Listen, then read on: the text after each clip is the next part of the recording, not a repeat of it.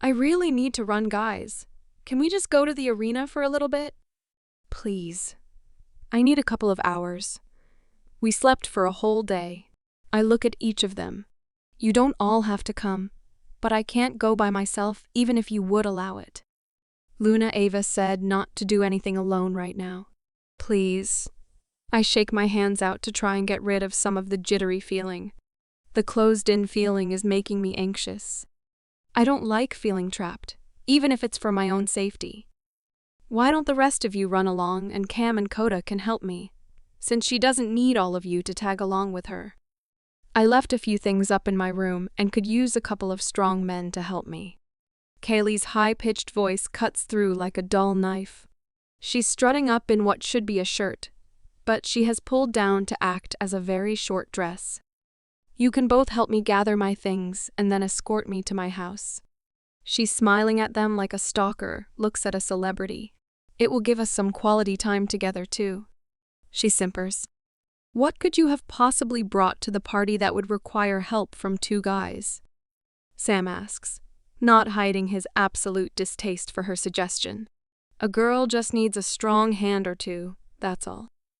And I would really appreciate the help. She flips her hair and flexes her eyes at Sam, daring him to contradict her again.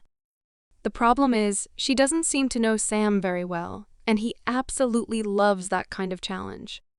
Oh no, I totally understand. You need a schlep.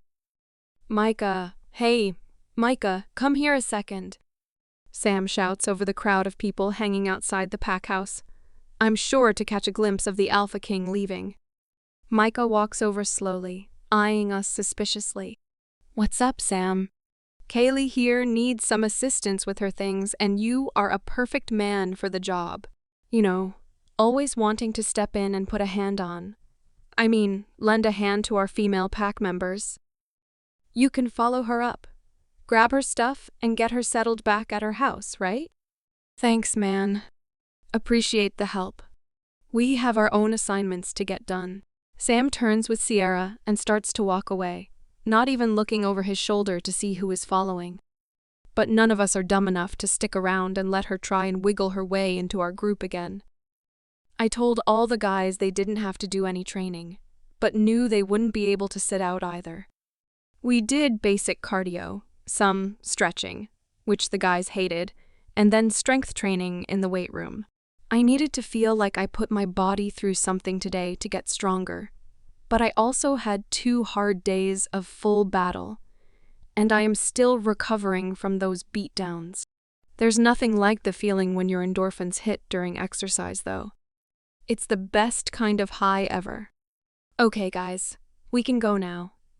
We will be back to our regular schedule tomorrow, so let's not overdo it. I laugh at their sweaty faces, look at Sierra, then grab her hand and run for it. I have no idea what I was thinking, but for once in my life, I went with an instinct to just play, and a game of cat and mouse seems like fun. We are laughing through the streets, making sure to keep the guys in our sights, but not close enough to catch us. As I run up the steps to the pack house front door, ready to declare myself the winner, I am looking back over my shoulder to make sure I can still see the guys who are kind of running behind us. They have clearly given up on the chase and could have easily caught up a long time ago, when I run smack into someone and we both go toppling down inside the entryway. WHETTHEHELL? Could you at least watch where you are going? There is no reason to run through the door like a wild animal. This is a formal pack house and should be treated with respect and dignity. I am so sorry. I didn't realize the door was open when my words fall short when I look up into the hateful eyes of Kaylee.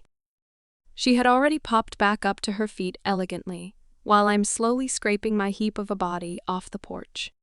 What are you still doing here? I thought everyone went home. Don't be ridiculous. Of course I came back. You don't think you can hog Cam and Coda as well as the Alpha Prince, do you? You little skank? You need to get out of the way. There is no reason for them to even entertain the idea of being friends with you, let alone anything more, which is clearly what you are trying to do by leading them all on. She's talking extremely loudly, and I'm not sure why. Won't your boyfriend be upset at all the time you spend with other guys? You must be an expert at all forms of sex to keep them all occupied at the same time. Or maybe you get extra perks with the alpha by keeping his sons satisfied. Huh? What are you talking about? Why haven't we heard about a boyfriend? Oliver asks behind me. Kaylee looks at me with a triumphant gleam in her eye. That's something we should probably know about there, Biddy. Don't you think? What? No, I think we need to discuss this and make sure we approve of this guy. You know standards and all of that. Thank you, Kaylee, for bringing this to our attention. I'm sure you can see yourself out since you should have left hours ago anyway.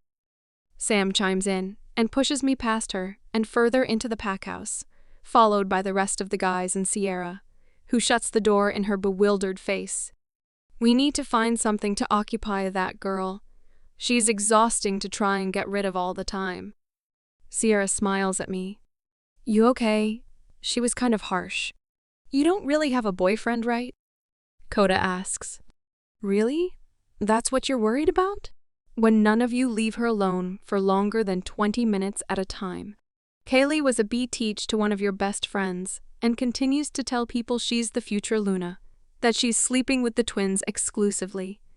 And who knows what else, and you're worried about a boyfriend she fabricated to make Skylar sound like a cell too. Sky should be allowed to punch you in the balls as hard as she can for that. I'm not punching anyone right now. And no, I don't have a boyfriend. Are you kidding? I wouldn't even know what to do in that situation. I barely talk to you guys, let alone any other guy in the pack. I'm grabbing some food and heading to my room. I need to get back on track.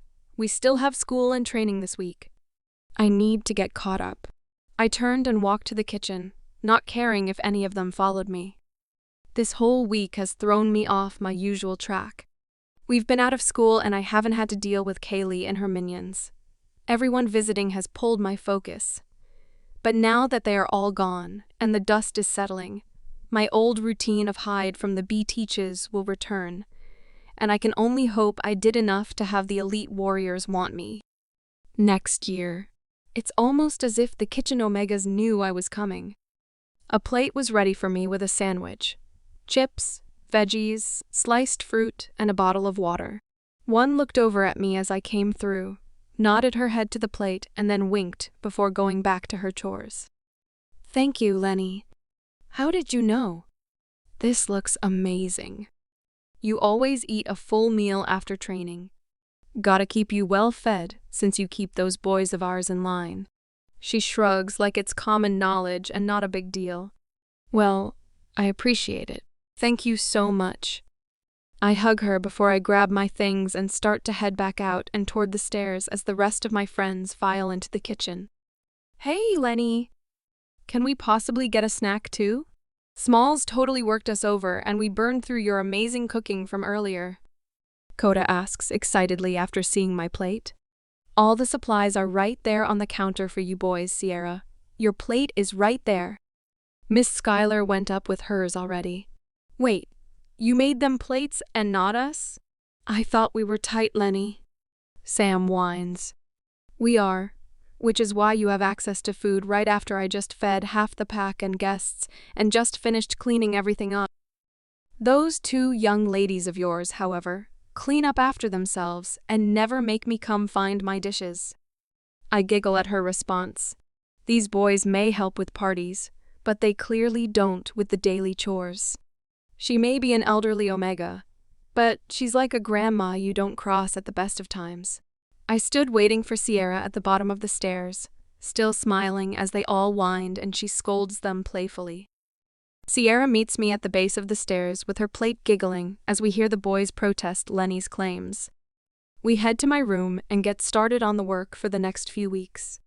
I know I'm not behind, but it feels weird to not have a month's worth of assignments basically complete. For the first time in what feels like forever, but has only actually been about a week. The guys leave us alone. It actually felt weird to not have their auras and voices filling the room. Once we were done with all of the work we could complete, We headed outside. The day was so nice, and I wanted to soak up the last rays of sun sitting in the hammock and reading quietly. Sierra just laid beside me and dozed. We only last a few minutes before I look over at her lying next to me in the massive hammock. When do you leave? I actually didn't think about you only being here this year until Alexander left today. I actually don't know. My parents didn't have an exact return date. Who knows? Maybe I can stick around a little while longer. She smiles over at me.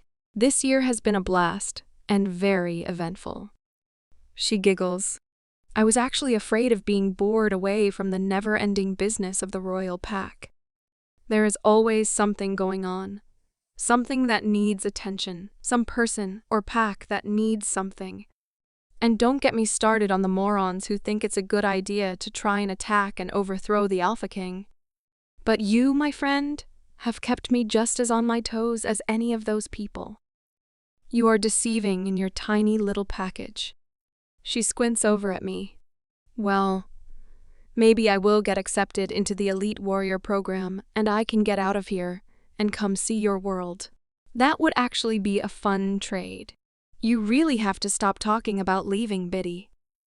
Oliver comes around the corner of the little hedge, hiding my hammock, holding his chest, as he sits down on my side, effectively scooching me to the center, and almost sending us flying off with the unbalanced weight. WHOASHT. Sorry. He yelps. Thankfully, he's quick on his feet, literally, and stops the hammock from completely capsizing. He shifts us around so he's lying in between us. Why did you change your nickname for Sky? I noticed earlier. Sierra trails off. We are all thinking about how they found me this morning in the Luna's room. You called her Biddy then too. I don't know really. Bite size was just part of the joke, but we just kept it up, and since we all started training with her, and we all started getting bigger, it dawned on me how little bitty she really is compared to us. So it's something that I have just been thinking in my head, and it came out at that moment. He shrugged. As much as I want to sit here and chill with you two, we actually can't stay. The Alpha sent me to find you, Biddy. He wants to talk to you about something. Let's go. He moves to get up and almost topples us again. How do you manage to not look like an idiot getting in and out of this thing? Well, I am about the size of your left leg, so there's that. I'm also just better. I giggle at him, jumping off the hammock, sending him and Sierra swinging the other way. She uses the momentum to jump to her feet, and the whole thing spins and almost dumps him in the grass. I jump away before he can grab me, trying to think of something to distract him. Wait, what about Sierra? Luna, Ava said, not to be alone. Never fear, her wolf in shining armor is here. Sam jumps out from the bushes, causing us all to laugh. How long have you had that line in your pocket? She scoffs at him. Long enough, fair maiden. Can I keep you company while you lay majestically in the hammock? He clicks his heels together and bows deeply before grabbing her hand and kissing the back of her knuckles. Of course, good sir. Sierra giggles. Come on, let's go before they start making out in front of us. Oliver puts his arm around me and leads me out of the little garden. Hey, no SX on my hammock. I shout over my shoulder, only to hear laughter in response. And then Sam's I make no promises. Faintly followed. Please remind me to sanitize that thing. I look up at Oliver. They are probably not the first to bang on the hammock. Biddy. He lifts an eyebrow at me.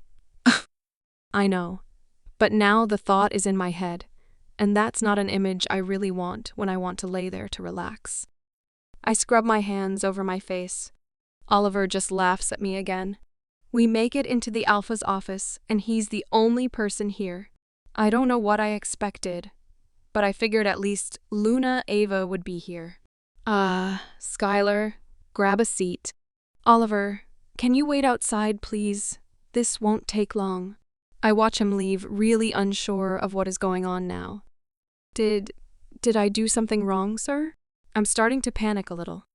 I have never been called to see the Alpha before, and with everything going on, I hope that I'm not a suspect. I wasn't around when they found the severed fingers and had to lock everyone down. And with no unfamiliar scent leaving the territory, they have to think it is someone from this pack. There is no other explanation. Maybe the Luna was just being nice to me yesterday while they eliminated all other options, seeing if I would slip and say something incriminating. Maybe I am the only option left. I can feel my chest starting to heave as I try to control my breathing. Child, if you don't shut down your thoughts, I will alpha command you. I bring my unfocused gaze back to him and force myself to look into his face. He is rubbing his temples like he has a migraine. You are not a suspect. You are not in trouble. But yes, I do think you may have information or might be able to help us with this situation. I have now been given limited details of your situation. I wish you would have come to me, but I also understand why you didn't. As a father, it hurts me to know that's how little you think of all of us fathers because of your personal experience. I will not force you to tell me, but know this, I can and will help you when you are ready to give me your whole story. It does not make you weak to speak out against people who are taking advantage of you or harming you to better their situation. He takes a deep breath before continuing. As for our most recent incident, you are correct. I think it is someone who is in our pack or on our territory with permission based on the lack of unfamiliar scent. The problem is there was no recent scent to go with. The strongest scent was the patrol wolves that had run in that area about an hour before we found the package. Meaning they are masking it somehow. It didn't occur to me until too late that your unique sense of smell with regards to my sons might be helpful to us in our investigation. I am also aware that my mate and my sons would probably skin me alive for asking you to help, since they're all convinced you might have been a target. But since I am alpha, I will do what I need to do to protect this pack as I believe you will. So here's my proposition for you. I will bring you into this investigation as I see fit. I will not hide it from the Luna, and I will only inform my sons if they ask. I will not lie about your involvement. It just won't be a publicized thing. I will leave it to you if you want to tell boys of your involvement yourself. Second, I want to know the next time you are harmed at school, no matter how big or little the injury. And before you argue, I have been watching from a distance and knew something was going on, but I couldn't gather enough evidence to do any formal investigation. I still can't, and my wolf and I are not happy about your situation in the slightest. I am not tattling every time someone shoves me in the hallway. That does make me look weak, like I can't handle myself. Currently, you are not handling yourself. You may be stepping in for lesser or weaker pack members, but you are a punching bag for those who are weak-minded. If you were handling yourself, you would treat those bullies the same as you treated your opponents during trials. He squares a look at me that makes me want to shrink back, but I won't. I won't look weak now that pressure is being put on me. I just get in trouble, even when I only use words to defend myself. The headmaster never believes me and told me if I was in any more fights, I would be expelled or at the very least suspended, and I have never actually been caught in a fight.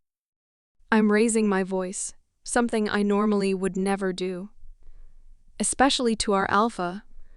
But if he is in father mode, then I feel justified in reacting like his teenage child. I can't prove anything, and I can't afford to miss school, especially not now with Elite Warrior training camp on the line. I won't jeopardize my spot because someone got handsy with me. I will not let anyone take that away from me. I have put up with too much to get to where I'm at. My breathing has picked up and I can feel my chest tightening, tears threatening. I have to get out of here. I need to find my purpose, my own way. I won't let mindless bullies get in the way of that. They have already taken so many things. I'm on the verge of tears and it just makes me more angry.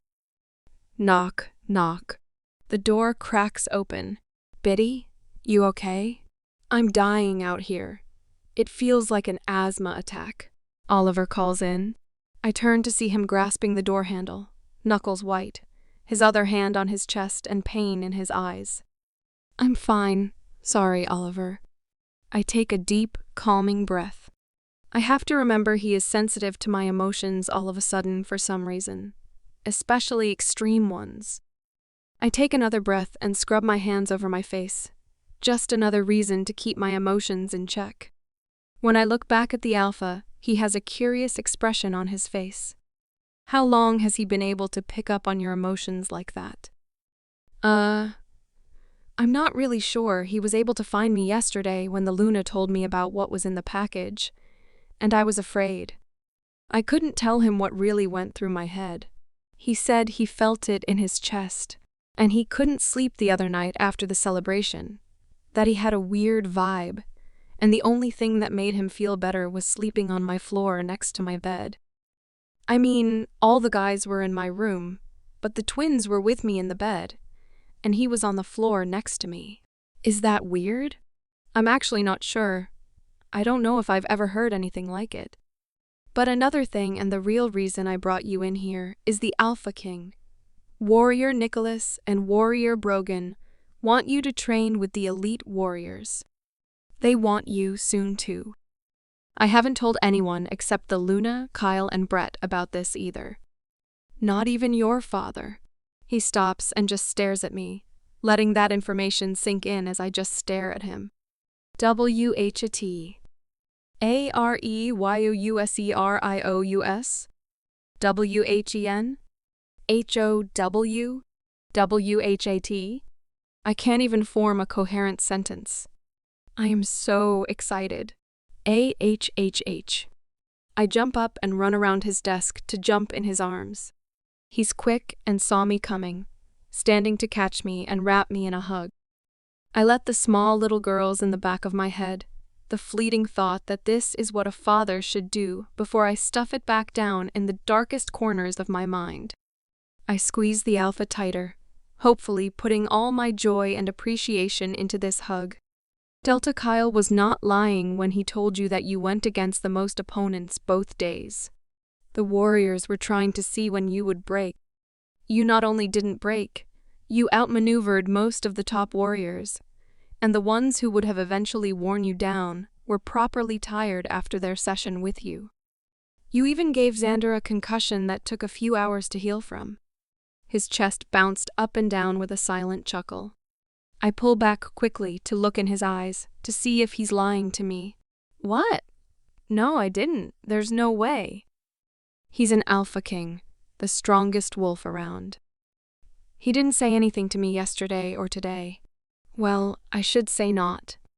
I would take that secret to my grave if it were me. But, unfortunately, he chose to challenge you in front of all his trainers, his father, our whole pack, and visiting packs. He's just lucky that no one really knows what his wolf looks like yet, so he can stay somewhat anonymous. His trainers have been giving him a hard time, though, and will never let him live down getting beat by a female warrior who just learned to shift, is a quarter his size and weight, and 3 years younger. And you, my dear, beat him, submitted his ass, and now you can choose to let him think you have no idea or rub it in at the perfect moment. I really have to process all of that, but when do I get to go for training? I thought they don't take anyone until they've graduated school. You are a special case, my dear. Not only are you a year ahead on your studies, but they have never seen anyone like you, and don't want to waste any time. You are correct, though. They want to give you a little more time here, so they will come out at the end of the next school year and decide then when you will go, but you will go to training. He smiles ear to ear. I am so proud of you. We all are. I hope you know that. My eyes fill up with tears and I hug him tight around the waist again. I didn't know how much I really needed to hear that, but the weight that lifts from me as I sob into his shirt tells me and him how much that one little phrase means to me. They are proud of me. The Alpha and Luna, Gamma Brett, and Delta Kyle are proud of me. They see me, my efforts, my accomplishments, my drive. I made someone proud. The door flies open and bangs on the opposite wall. Okay, Biddy. I can't handle it anymore. What happened? Cam and Coda are out here asking what's wrong too. You are on some kind of emotional roller coaster and I'm gonna throw up. You aren't the only one. I have a massive headache. What did you do to her, Dad? Cam asks, moving into the room and close behind me. I can smell the citrus wrap around me like a soft blanket on a chilly night. Tiny, come here please. My wolf needs a hug from you to know you're okay, so he can settle down. I smile into Alpha Lucas's shirt and sniffle in. I turn and hug Cam around the waist and feel his body relax into mine. Then I turn to Oliver, who seems to have been on this ride with me the whole time. I rest my forehead on his chest and let him wrap me in a gentle hug. And finally, I move to Coda sitting in the chair I vacated. I sit in his lap and hug him around the neck. Do they know? I ask Alpha Lucas over the mind link, unsure of whether or not I can say anything. No, they don't. But you can choose to tell them or not. It's not a secret you have to keep, but can if you want. They clearly know something is going on with you. I look up at all of them. This is exciting news for me. Something I have wanted for myself for so long. I don't remember a time not dreaming of this day. I am so excited I don't want to keep it from them. I finally have people to share things like this with, accomplishments that have been in the works for years. I beam at the Alpha, then each of my friends. The Alpha King, Warrior Nicholas, and Warrior Osistin want me to train to be an elite warrior. I basically squeal. Coda stiffens under me. Cam grips the edge of his father's desk, knuckles going instantly white, and Oliver's face drops, and he sinks to his knees, breathing heavily. Biddy, I thought we talked about this. He breathes in deep, like it's difficult. You can't leave. We need you. Can't you see that? Why is he pleading with me? This is good news. I move to get up, but Coda's iron grip won't let me move an inch. I try again, pushing with my hands this time. He's not looking at me, but at his father, with a glare that would bring a lesser man crumbling down. I reach out to Oliver, wanting to ease his obvious pain. He doesn't move, just stares at me in disbelief. I'm not leaving now, and it's not forever. I try and reason with them. It's just training. You guys all know I want to train to be an elite warrior. This shouldn't be a shock. They won't even let me start for another year at the earliest, but I didn't want to keep it from you. This is exciting news. I try to sound cheerful, but their reactions are not what I expected, and it's tough to keep up my enthusiasm. Besides, you are all leaving in a few weeks, even Sierra. You can't be upset that I want to go train to be my best self too. When none of them relax and their sad and angry expressions stay the same, I slump against Coda's chest, feeling angry as my own revelation sinks in. They are all leaving and leaving me behind. And they are totally okay with that. What hypocrites! They are all going to leave me here alone while they go off and learn how to do a job that the moon goddess designed for them. But they want to keep me here under lock and key, like a fragile flower, and go off to have fun and adventures. They are no better than my dad with his baby factory thoughts. I can feel the tears burning the back of my eyes, and normally I would blink them away or run and hide so they won't see them. But the more I think about the injustice of their motives, the more the angry tears build, and I eventually just let them fall. I don't sob. I'm not racked with heartbreak. I'm furious. Angry tears just fall at the revelation that they want me stuck here too, with no ambitions of my own, only what they allow. Just continue on the well-worn path that they are comfortable with. Caged like a pretty bird, only for display, never allowed to spread her wings and see what she is capable of. I am the trophy to show off as a party trick when other high-ranking wolves come to visit. The freak show that they can use to make the pack look better. I stare at the window, letting my dark thoughts spiral. a strong longing to be in the forest outside hitting me, feeling the walls closing in on me suddenly. My body starts to shake with the anger coursing through me, boiling in my veins. I push at Koda's arms again, the steel embrace keeping me firmly in place. "Move your arms, Dakota, and let me up before I break them." I say it as calmly as possible, but the anger is definitely there. He hesitates for just a moment before he snaps out of whatever trance he's locked in with his father and slowly loosens his arms. "We need to talk about this, Smalls. You can't just leave us to go off on your own. It's not safe." "No." I stood up, breaking his hold on me with more force than was probably necessary. "I kind of hope I leave a mark for at least a little while." Alphas tend to heal quickly. I backed toward the door like a caged animal ready to strike. "You all can talk about this. Talk about how to wrap your tiny minds around this." I point at the three of them. "When the Alpha King calls for me, I will go. Until then, keep your distance, all of you. No more nicknames, no more slumber parties and hanging out. I am not your play toy or your property. I am a warrior of this pack and will be treated as such. My name is Skylar and you will use only that. You are all leaving for training, leaving me behind. It's bullshit to think that I can't do the same. You are no friends of mine if you can't see what I truly want for my life and be supportive. You are a bunch of hypocrites." I don't raise my voice or yell at them, just state the facts. I will not stay here, caged and restricted. I will leave at the first opportunity, and you may or may not be told about it if this is how you are going to react. I changed my focus to the Alpha. "Alpha, may I use your gym? The Luna does not want us to go out alone, and I respect that. But I don't want any of these guys near me right now, and I have some anger to work out. My whole body is still shaking in anger, and I need to desperately release the energy before I shift in the middle of this office. My wolf is just as pissed as I am. She's ready to bang their heads together." "Yes, sweetheart. Use it as long as you need. I will send Brett and Kyle down to check in a little while. You may need sparring partners." I nod my head and turn to leave. "Stay put, all three of you." The Alpha aura was strong and suffocating.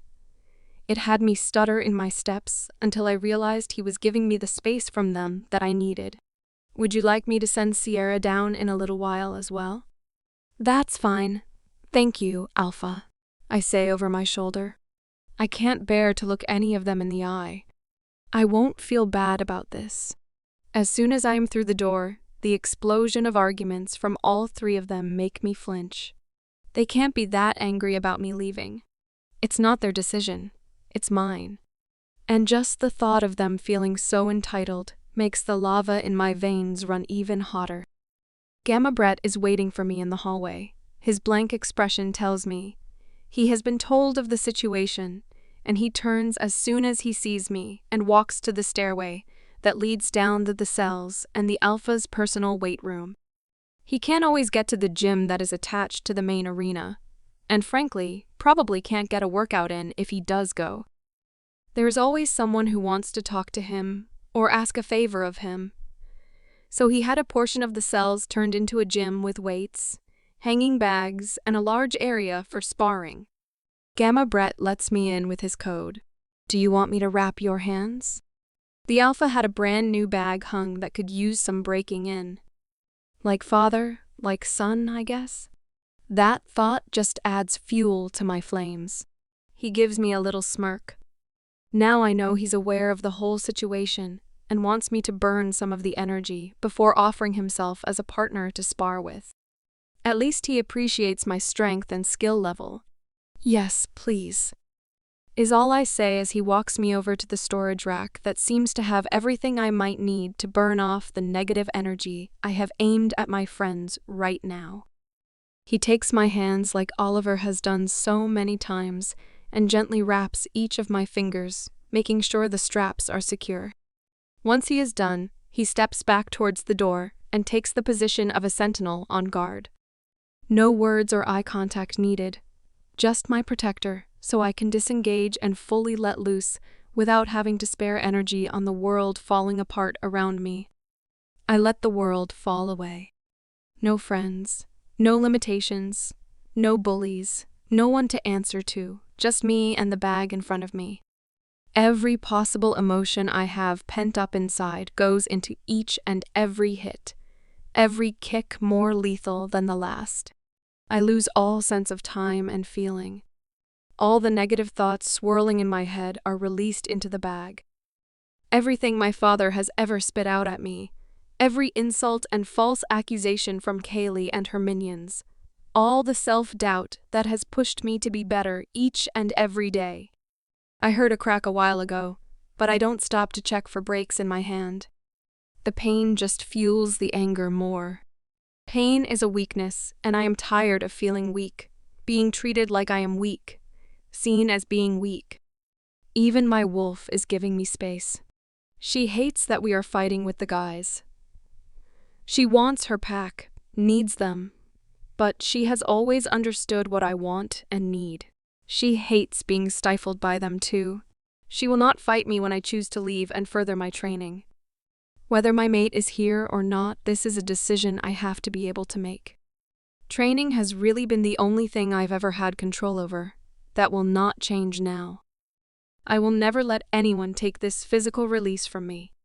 It's my bliss, my zen, the happy place that is attributed to no one other than me. I want to push and see what I'm really made of. I know I'm not the best, based on how I did in the trials. I want to be the best, not just the best here in this pack. I want to be tried and tested, battle-worn with experiences I will never get being stuck here, so I can come home and pass on the knowledge to future generations. When all of my limbs are numb and I can't even lift my arms to throw punches, I sit in front of the new bag and just stare at the hole I produced. The bowels of stuffing and sand spilling out onto the floor in front of me. I don't even know when it broke. I just stare and cry, let the emotional exhaustion take over, and a sick, twisted part of me hopes they feel it. Feel it to their core and it brings them to their knees.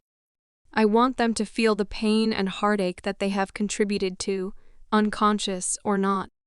At some point, the weariness must have taken over, because the next thing I know, my eyes are fluttering open to the sounds of voices. Angry, but whispering voices. I strain to listen while I take in my surroundings.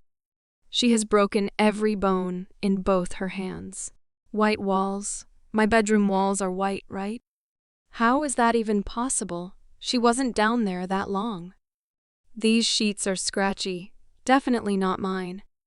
She punched a hole straight through the brand new bag. It's 100% possible. I don't recognize the smell. I'm not in one of the guys' rooms either. I wish these people would shut up. I'm exhausted. There are stress fractures in both forearms and in her lower legs that have already begun to heal. She is severely malnourished too, but that is probably a result of her level of training and participating in the trials and not replenishing properly. And don't get me started on the list of old injuries that were never treated properly before she got her wolf. I try to move my arms to sit up. Everything hurts. What the hell happened? Even my hair hurts. I hear her. Please, can I go in? I know that voice. Luna Ava. Yes, Luna, but only you. We don't want to overwhelm her with too many people. She clearly has had plenty to deal with. It took 2 of us over an hour to catalog all of her previous injuries. What are they talking about? Who are they talking about? What the hell is beeping? Can someone turn that off? Is what mumbles out of my mouth as my eyes focus.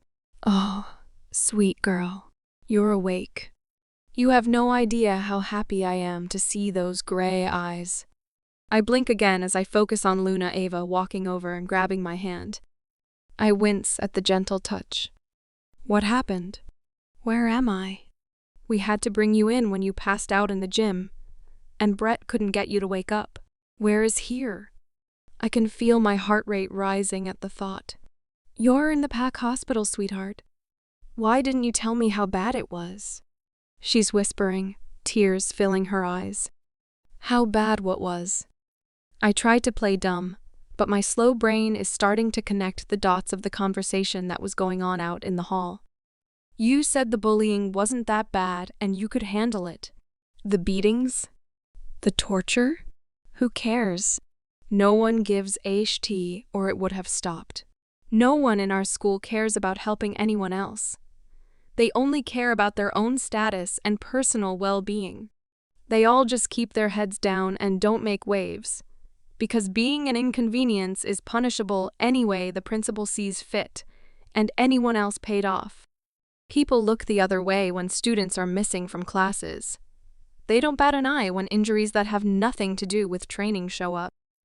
Why would anyone tell when there is no one to tell? I know she means well, and she is not the real target for my anger. But she is here, and she asked. I hope my voice was loud enough for the jackasses in the hall to hear through the crack in the door. We do care. There is just nothing to go on? No proof? Concrete evidence? I raise my eyebrows at her, trying to keep my voice level, and she at least looks ashamed. Those excuses are just more proof that not every voice is listened to with the same level of interest. If you aren't deemed important, then no one takes a second look. The only important people are the future ranked leaders, just so you are aware. I sit up and start to pull the IV out of my arm, wincing at the pain from the needle, and all the bones still healing in my hands, and then peeling all the sticky pads off the various parts of my body as the monitor starts screaming in protest. The doctor and a nurse come running in looking horrified. You can't leave. We need to get you healthy and strong. Please come sit back down. We will make arrangements for you to be moved back to your room at the Pack house, if you don't want to stay here. Luna Ava reaches for me, looking like she wants to cry. No. She flinches back, and I briefly feel bad for being so nasty to her, when she only wants to help, but I shake it off. I walk to the chair that has my dirty, blood-stained clothes. I drop the hospital gown, not caring who sees my scars anymore. If they want to care for me, they can look at me as I am, and learn to do it without looking at me like I am broken or with pity. I despise pity. I dress slowly, keeping every sound of pain stuffed deep in my chest. I know it's punishing me to not ask for help, but this is how it has always been for me, and they should see that too. I'm going to the beta house, to my isolated room where no one bothers me or cares about what I am doing. I'm going back to having freedom and control without having to check in every 3 seconds with someone, or having people follow me and force me to do things differently, without a second thought or even just asking if I'm all right with the change, assuming they know what's best for me. You think you can make me healthy? I wouldn't even know what that is. I seeth on a roll now, directing all my unfiltered anger out into the hallway to the guys, Sierra, the Alpha, Gamma, and Deltas. I am broken beyond repair, and I have been surviving that way for as long as I can remember. You heard the doc. Irreparable damage has been done. There is nothing you can fix, 'cause even on my worst day I still perform better than everyone in that hallway, pretending to care about me, while overlooking everything that has ever been wrong with me. I will heal myself by myself. It just works better that way. I'm sorry, Luna. I just can't do this anymore. It hurts too much. My voice is raspy and my throat hurts, but I continue to speak. Maybe somewhere everyone has a soft spot for the small, spare beta. The one her father can't even stand to look at or be around, who told the principal to punish her more, because she is unworthy and could use the lesson in humility. I do not want pity love. I don't want love that comes from feeling bad for my situation. This is me, damaged and messed up. Love me like this or not at all. I can't change for everyone else anymore. I turn my back on her and walk toward the treatment room door and find all of my so-called friends and family, huddled red-eyed and grief-stricken. Their eyes widened at the gruesome sight of me. Even my dad had the decency to show up and feign a look of shame. I just rolled my eyes and walked past everyone down the hallway and out the door. I ran all the way back to my house, pain shooting up my legs, not noticing or caring if people were staring at me. I let myself in the back door like always, and walked the silent halls to the staircase leading to my former prison. I ascend slowly.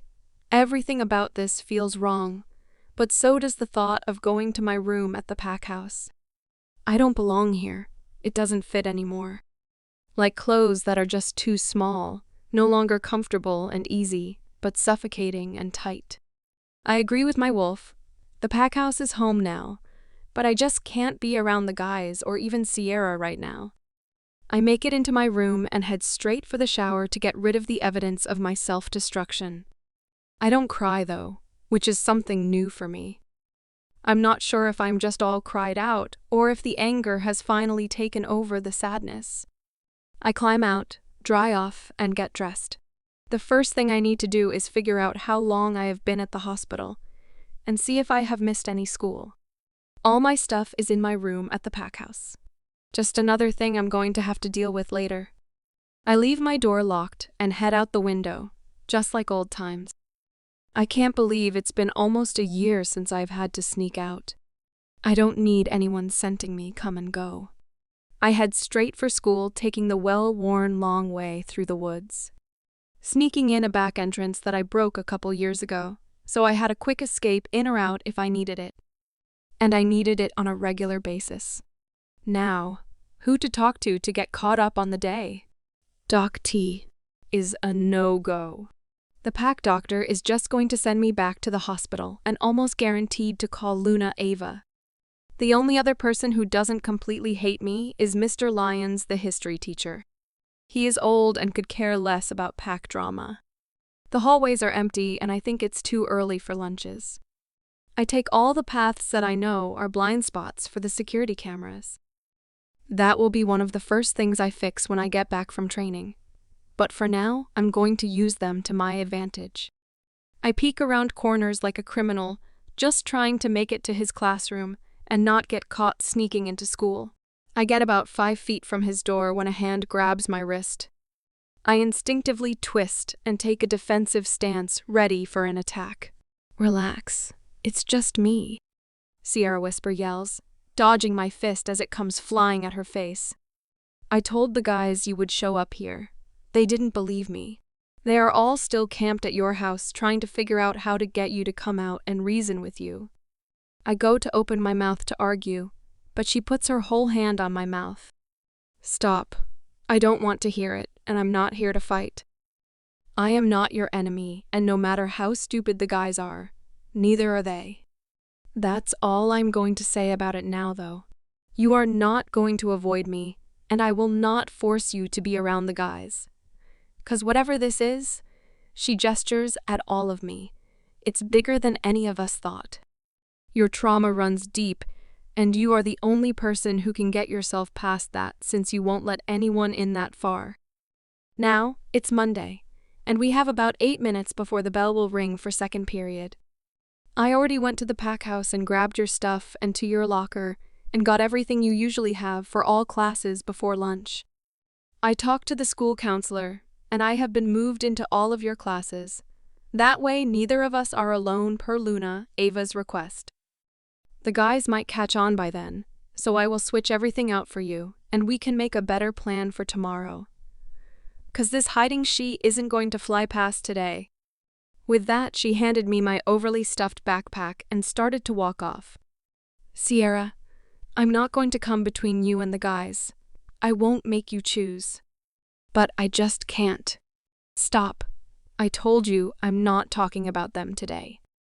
You are my concern right now. I had to watch your basically dead body, covered in blood, being carried out of the basement. I watched Gamma Brett run with you to the pack hospital, barely breathing. I can't feel your emotions like Oliver and apparently the twins. I don't know where your mind is at, but that was the scariest F-fucking thing I have ever had to go through. And we do care. I care. But I can't help if you keep things from me. I didn't realize getting out of here was life or death for you. But that's how bad it is, isn't it? You will die if you don't get out of here. Tears are rolling down her cheeks. I just step up to her and pull her in for a hug. This is what I didn't want. My needs are affecting others.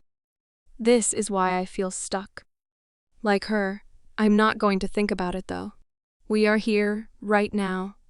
And she is on my side, apparently, no matter what I do or say. We both took a big breath in and sighed out, silently agreeing to just get through today. We walked off to second period and she filled me in on how long I was in the hospital, which was only overnight. We made it through the day uneventfully. The guys never showed up. She even helped me come up with a reasonable excuse for missing the first class. I was at the PAC hospital for a training injury. Mostly the truth, so I don't feel bad about the lie, and it could be verified by Doc. T. She then helped me sneak food into my room so I don't have to leave, but only on the promise that I wouldn't shut her out, and I would meet her for breakfast at the diner tomorrow. She only stayed for a little while after that. Sam started blowing up her phone, and I kept reminding her that I wasn't going to come between her friendships with the guys even though mine were imploding around me. What do you want me to say to them? You know they are going to smell you on me and ask questions.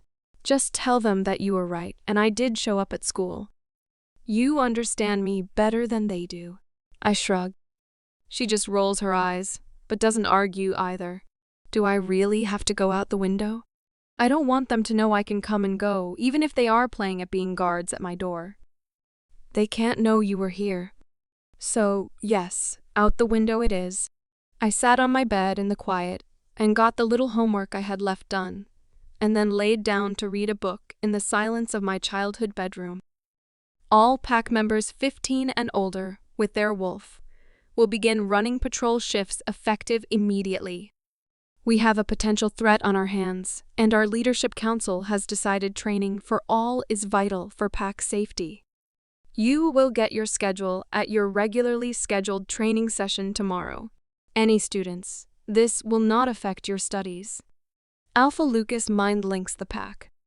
That's strange. I thought he wasn't going to say anything to the PAC until he actually had something to tell.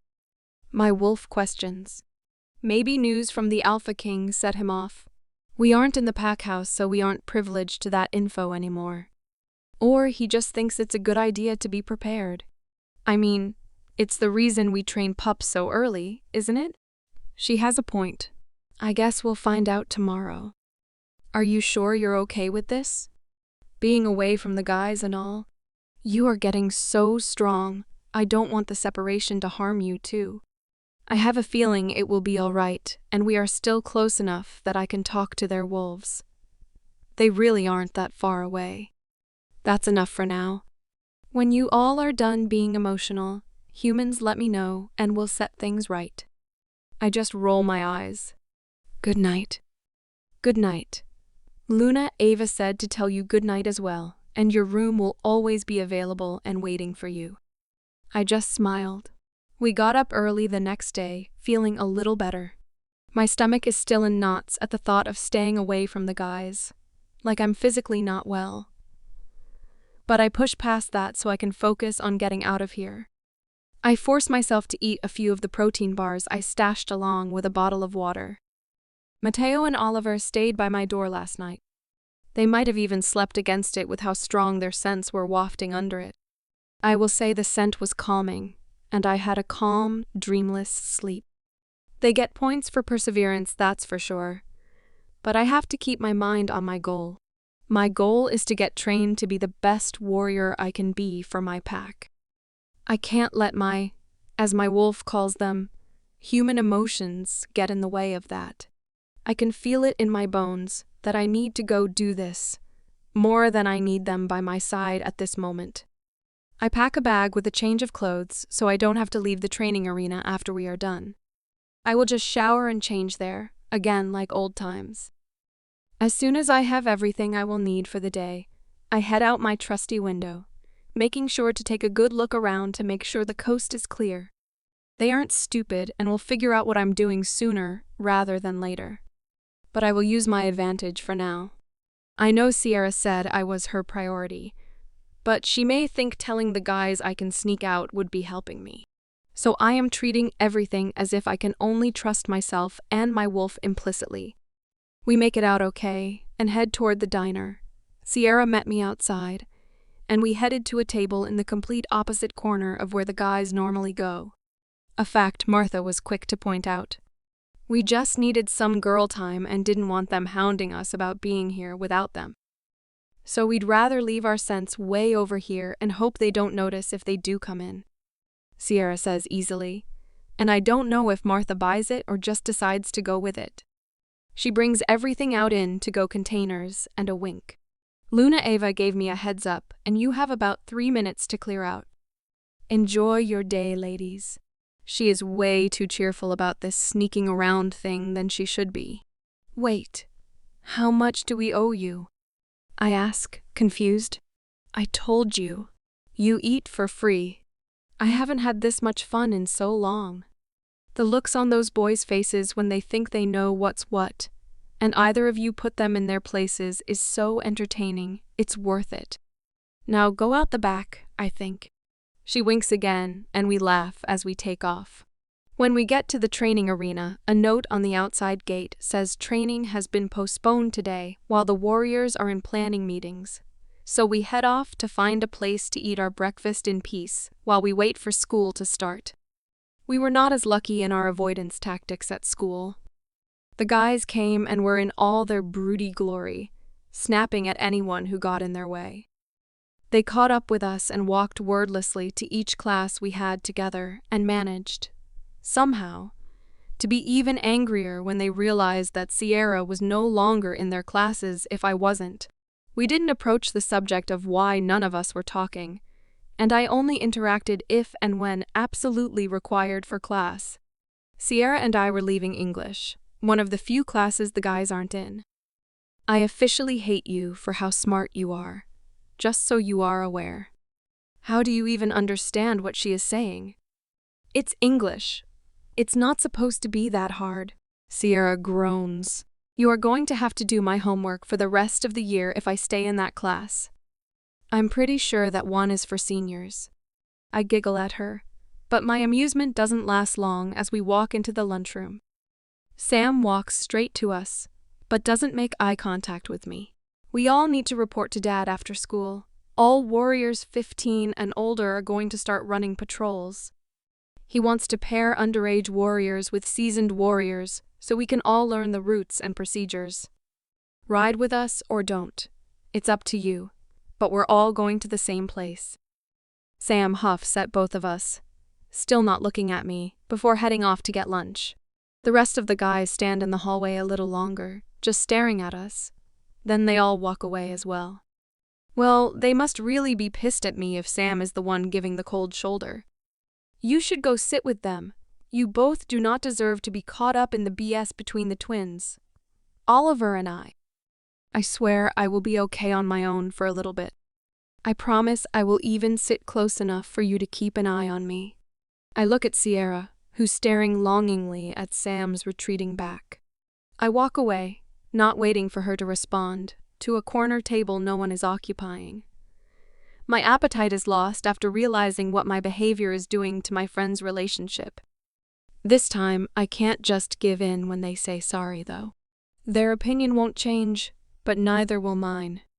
It's nice and quiet over here. Most people don't like it because it is tucked into a corner. You cannot see a portion of the lunchroom, and, more importantly, you can't be seen. I can keep Sierra in my sights, which means she can see me, so I'm technically not alone. I pull out a book from our strategies class. We are working through wars that have happened in the last 100 years and analyzing why they started in the first place, what ultimately ended them, and how each side was either successful or failed. Our teacher also posed the question of, should they have started in the first place? I was so caught up in a war that Alpha King Reggie's grandfather fought in, I didn't see my brother sneak up on me. Another downside to this corner is the AC unit blowing across my head, making me upwind. I didn't smell him coming up behind me either. You need to see this from our side, shorty. We can't protect you if you go away, and we don't know who you'll be with or what they are going to do with you, and that scares the chesty out of all of us. I didn't look up from my book. I will accept your position. He took a deep breath in, sighed it out loudly, and relaxed next to me. But I wasn't finished. When you all accept my position, you do not any AD to protect me. I'm sure in our short time together you have all at least figured that out. As far as who I will be hanging around with, get over yourselves.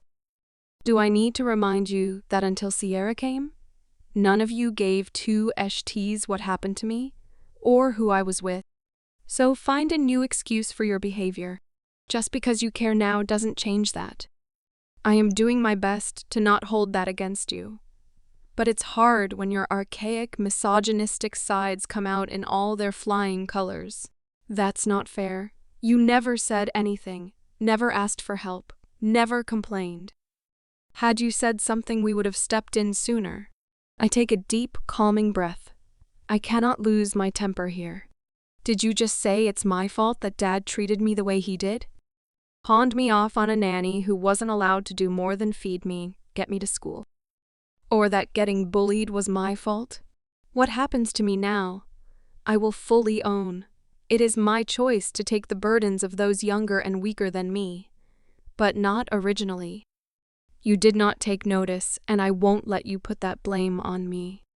I am full-on glaring at him now. I'm not going to let you make me feel guilty for how you feel now. That's not what I said, and you know it. That's exactly what you just said. At least I know how you really feel. It won't matter how many times I beat you and the guys. You all think you are better than me, and that I need you and can't survive life without you. Thank you for clarifying, Mateo. Excuse me. I have class to get to. I shoved everything in my bag and got up to leave. I wasn't waiting for anyone to catch up with me. I got to our health and healing class and made my way to the back of the room in the corner, hoping that people would sit around me and none of them could come near me. I was not lucky enough, though. No one was going to mess with the guys looking the way they did when they came in the room. Sierra sat next to me, Oliver in front of me, Mateo diagonal, and Sam, Coda, and Cam finished out the back row next to Sierra. Again, we all only speak when necessary, but you could cut the tension in the room with a knife. If this keeps up, I may go to the Luna and see if I can just finish my classes remotely. This is ridiculous. We play the rest of our day the same. Sierra and I trying to hold awkward, mundane conversations while the guys listened in, but pretended not to pay any attention to us. As I was putting my books away at the end of this mind-numbingly long day, while Sierra waited on me so we could head over to check in with Delta Kyle, Kaylee walks up and goes to slam my locker shut. This time I don't let her. My reactions are fast, and I'm done with her bullshit as much as the guys. I catch the edge of the locker and push it back open, then glare at her. I won't do anything here at school. My conditioning still won't let me retaliate against her here. But I'm not going to let her walk all over me anymore either. She lets out a little squeak before she composes herself again. Whatever you did to piss off our future alphas, you need to fix now. Your stupid childish games are making life hard for the rest of us. Apologize, grovel, kiss their feet or whatever they want and make this better. They have been yelling and growling at people all day. You even have them raising their voices at me, which is unacceptable. I don't see how my relationship with any of them is any of your business. And I will not take responsibility for whatever stupidity of yours that got you yelled at. I said without looking at her and finished what I was doing, then closed my locker and turned to walk in the opposite direction, Sierra close behind. How dare you turn your back on your future Luna and speak to her like that? She grabs my shoulder to spin me around, but before I can do anything, a shout from down the hallway stops everyone. TAKEYUURHANDSOFFFHER. Oh goody. Just another incident where Mateo thinks he needs to step in for me. And stop talking in third person. It's weird, Sierra adds under her breath. Kaylee either doesn't hear or chooses to ignore it, but doesn't take her hand off my shoulder, and it takes all my patience to not rip her fingers off me. I was just explaining that she needs to be more kind to her future Luna. Her childish behavior is going to get her into more trouble, and I think there has been enough of that, don't you, Skylar? I mean, you have spent more time in the principal's office than in class, and she is constantly distracting you all, which is unacceptable as well. The guys all look at me. It's actually not true, but I come and go from classes as I need to, because I am so far ahead and I am only in one class with her, so she wouldn't actually know if I'm in class or not. I spent a ton of time there last year though, due to her antics, but she conveniently left that part out. I choose not to answer. They want to think and act for me. I'm not going to stop them. They can prove how well they know me by choosing to believe her accusations or not. I cross my arms and look defiantly at everyone daring the guys to choose, Kaylee or me. As predicted, none of them say anything. They are not supporting me or her, which hurts just as bad as if they would have taken her side. At least then I would know where I stand. Based on the look on her face, she thinks that they agree with her. They just showed both of us they think of us as equals, or at the very least are chicken-sh tea, and don't want to look like they are taking sides, which solidified my belief in my true place in their life. I roll my eyes and turn to walk away. We're going to be late to meet Delta Kyle, I say over my shoulder to no one in particular. Are we walking together or not? I don't get an answer as Kaylee grabs their attention again. Should Marnie, Jeannie, and I meet you at the pack house Saturday for the ball? Or are you boys going to come and pick us up?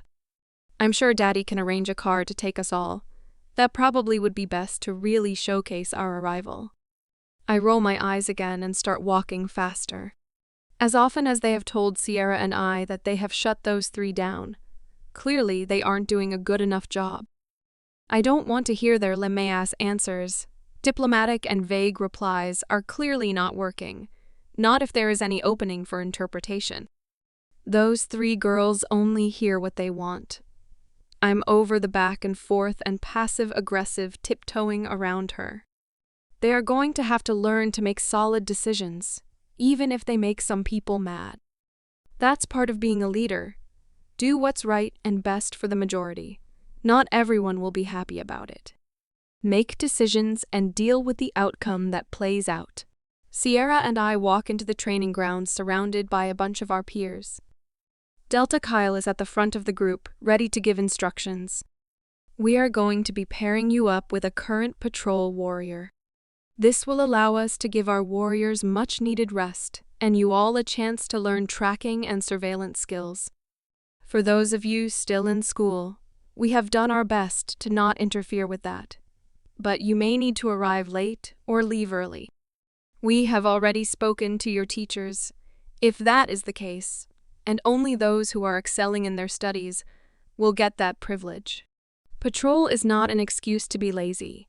Your homework and classwork is still expected to be complete and on time. As we are almost into the summer, we will rotate the patrols and your partners on a monthly basis. That will also allow us to account for those of you traveling for training and school outside the pack. If you have questions, ask your warrior partner first, then come find me. The list will be on the training announcement board. Take a good look. Some of you start training tonight. There was no direct dismissal from him, but we all took our cue to line up and see when our shift was. Waiting in comfortable silence, the guys roll in looking, if it was possible, more irritated than they have been all day. They head over to Delta Kyle and talk to him briefly before turning around to leave again, with no notice of Sierra or I. Sierra huffs. Just go with them, I say, trying not to sound defeated. You need to spend time with Sam. This whole situation is stupid and neither of you should be caught up in it. I will have Delta Kyle take me back to my house. Knowing the argument that is about to come out of her mouth, They will kill me once they find out I left you here alone, even if it is with the Delta. I'm not dealing with that. I will just meet up with him in a little bit after I make sure you get home and can tell them that I honestly did. I rolled my eyes at her, but I'm done arguing. This protection detail is getting tiresome. Fine. Let's get our assignments, and then you can go console your suddenly moody boyfriend. I try to lighten the mood. Not my boyfriend. My mate is the only one that will get any kind of title. She smiles and winks at me. Whatever you say. I smile back at her. It doesn't take long for us to get to the front of the line. They split us up. How dare they? Sierra lets out mock indignation. At least I don't have to get up in the middle of the night. You have fun with that. You act like I don't do that already. I have to report at 4, which is my usual time to get up. The only problem is I will miss morning training. I'm sure that was by design, based on the last couple of days with the guys. Don't think any of this has gone unnoticed by all your parents. I think they are hoping the separation will be beneficial for you all, to at least concentrate on what you are supposed to be doing. I don't know if you noticed, but none of us are in your group time. I had noticed, and unfortunately, I felt a surge of excitement to do something without them. Followed by a sense of sadness, followed by guilt at not being disappointed. I didn't say any of that, though. Let's go to the beta house, so you can give your not boyfriend some attention. We start walking. Not home? She asks cautiously. No, it's never been home. It's the beta's house, which is currently my father, and then will be my brother and his family. The woods are my home. Even the room Luna Ava gave me at the pack house is more home than what I grew up in. It just doesn't feel right to go to the pack house right now. I need that separation. I have to figure out what to do with myself when all 6 of you leave this summer anyway. Might as well get used to it now. So this might get me in trouble. But what about the dance this weekend? She cringes at me. What about it? You're still coming, right? You promised to go with me since it will be my first and probably my last. But I wasn't sure how you felt now that things are also strained, she trailed off. But I understand what she's asking me. I will go with you and for you. You have been an amazing friend to me and don't deserve all the crap you've been thrown in the middle of. I will be on my best behavior with the guys, and I promise to not start any fights with them. I will not hesitate to finish a fight or leave if they start though. I giggle at her, and just to make her day, I add, I will even let you do whatever you want with my hair and makeup. Why, yes. This is why I love you. We made it to my father's house in record time and headed towards the back after checking thoroughly that the guys weren't lingering.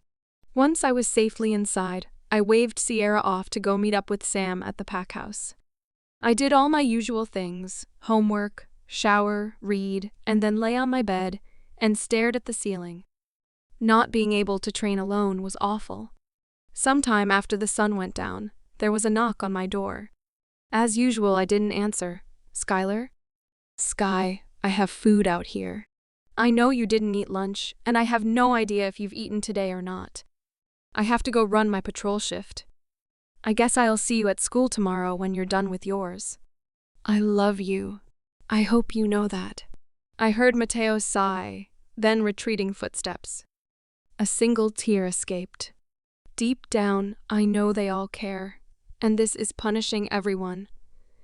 But I can't back down. I need to get out of here, and the sooner the better. I know I am not weak or useless, but that little voice in the back of my head that sounds suspiciously like Kaylee likes to tell me otherwise. I just feel the absolute need to prove myself and my worth. No amount of words from them will make me believe I am good enough, until I do.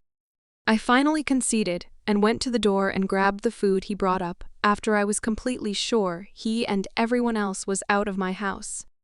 I eat slowly, not hungry, but I am tired of hearing how small I am, from too much training and not eating enough. I leave the empty dishes outside my door to show him I took the offering and appreciate the gesture. After the most fitful sleep, I got up groggily and dressed half asleep. I was so tired I forgot to use the window and headed to my patrol spot out the front door. It shocked me for a minute when I bumped into a solid mass as I was walking down the sidewalk, lost in my thoughts. Oh, they're Smalls, Skylar. Cam cleared his throat and let go of me as quickly as he grabbed me. He tried for a smile, but it didn't reach his eyes. You headed for patrol. I just nodded my head and looked away. I couldn't take the look in his sad green eyes. Do you want me to walk? He gestured back over his shoulder. Never mind. Okay. I'll see you at school later. Training isn't going to be the same without you, you know. I agree. I gave him a small smile, but couldn't look him in the eye. I'll see you later. I move around him and do my best to hold it together. I miss them.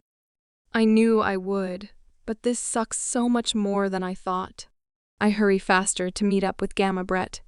I really need a distraction now. Breaking out into a run, I took in the different shades of greens and browns of the forest, and the earthy smell that always calms my nerves. I arrived too quickly at the patrol cabin, where everyone checks in before their patrol starts. A full 10 minutes before Gamma Brett did, which gave me time to school my emotions.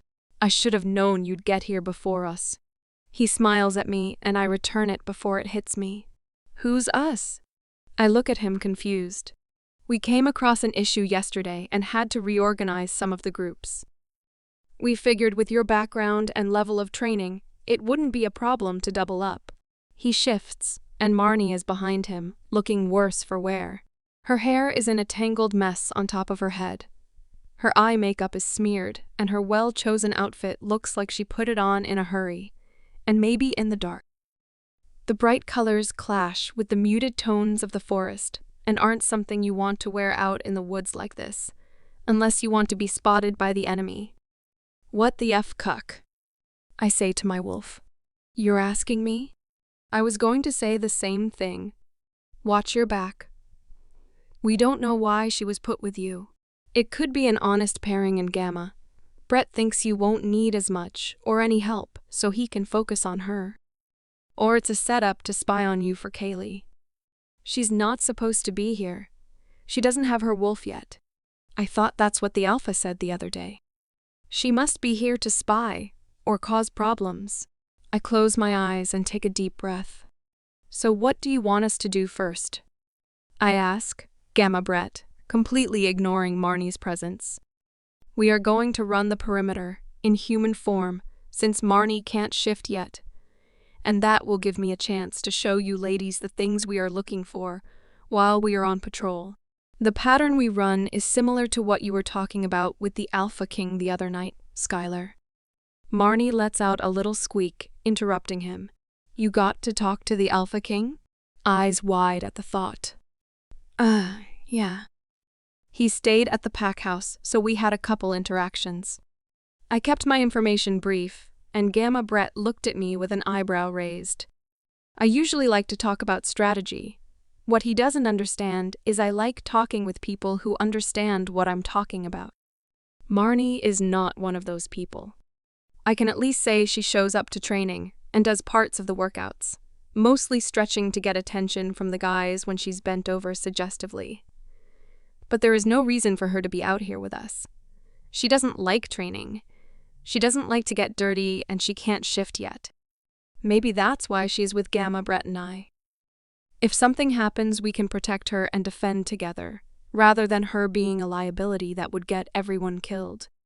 Like I was saying, we will run one of 7 different patterns that surround and cross the territory. It keeps the patrol schedules less predictable, and we focus on the pack territory as a whole, not just the perimeter. We start jogging our portion of the perimeter, passing other teams on the way. Gamma Brett is keeping up a hushed commentary of what to look for without stopping our movement, giving us insights to basic tracking. Things I've studied in strategy and battle classes, but it is nice to put it to practical use. We are accomplishing a few things by patrolling.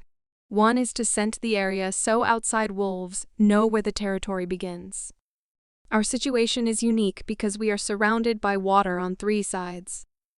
Land-based packs define their territory by scenting. There are several small islands between us and the mainland, and the mountains that run through the center of our area give us a good vantage point. But you can never be too careful. The mainland is only about a 30 to 40-minute boat ride away on this side of our territory, and not all the islands from here to there are inhabited. Several are considered part of the national park our territory is on, and can't be built on. That doesn't stop people from using them as pit stops on the way to us. The second reason is having teams overlap doesn't give intruders much opportunity to pass through our patrol lines undetected. We are also looking for any disturbance in the foliage. There aren't many small animals that stay here since wolves are predators, and they naturally steer clear. So broken branches and leaves could mean a wolf passed through. Pups also can smell the stronger scent here and know that this is the end of the territory and their boundary. It helps keep them safe if they wander off. We made it a whole 45 minutes before Marnie started asking when we are done and whining about leg cramps and being hungry and thirsty. It's not even 5 in the morning yet, and we all run a 5-hour shift. We have 4 hours to go. I will strangle her myself if she whines the rest of the time. I didn't think we would be running the whole time, or I would never have signed up to do this. And when I was told the Gamma would be my partner, I thought they meant Oliver. She pouted with her lip out, not looking at Gamma Brett, knowing she probably offended him. What exactly did you think patrol was? What did you think you were going to be doing out here with Oliver? We're here to protect our pack from unwanted intruders. What did you expect? I couldn't help asking. Gamma Brett had to stifle a laugh. For sure, not this. I thought we would be cuddled up monitoring some screens attached to security cameras or something. Kaylee's dad said Jeannie and I would be safer with Mateo or Oliver, and he would make sure we were all paired up with the best, and the men would do the real work. We were just here to observe. Then I turned to Gamma Brett. I didn't realize we signed up for this. I thought everyone had to run patrols. And since when can we make requests on assignments? I look back at Marnie. And what is this crap about the men doing the real work? You just weren't planning to be helpful at all? She winced a little, and I looked back at Gamma Brett. He gave me that dad look that said I was really close to crossing some line. But I also wasn't too far off the mark of annoying situations. Which means one of the twins was probably going to have to deal with Kaylee in their group, and my brother probably got Jeannie in his. I'm going to have to ask Sierra about that. I can't believe they are putting our pack in danger just to try and spend time with the guys. Don't they know how serious this actually is? At least you know you are paired up with the literal best. Skylar has beaten out all the guys in every test we have done so far, so Cunningham wasn't wrong. We still have time. Quite a bit, actually. So you are going to have to figure out how to suck it up today, because we are in the middle of a shift and can't take you back. None of us can be out here on our own, not even me.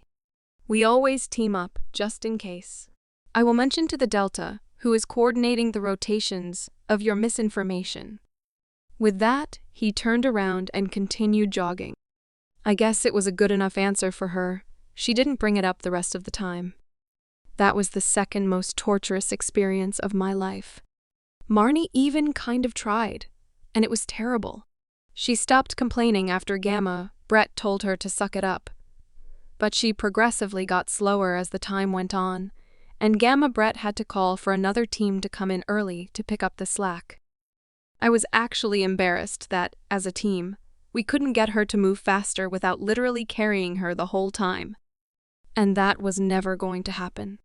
I headed straight to the Beta house after to take a quick shower and get to school. I know Luna Ava said not to be alone, but the walk to and from patrol was pleasantly quiet and drama-free. I walked up to my house and Sam was on my porch, just casually waiting. At least the scowl was gone, hopefully meaning that he was able to spend some quality time with Sierra, and therefore less angry and short-tempered. He stood when he noticed me, walked straight over and gave me a huge hug, locking my arms to my sides. I'm sorry.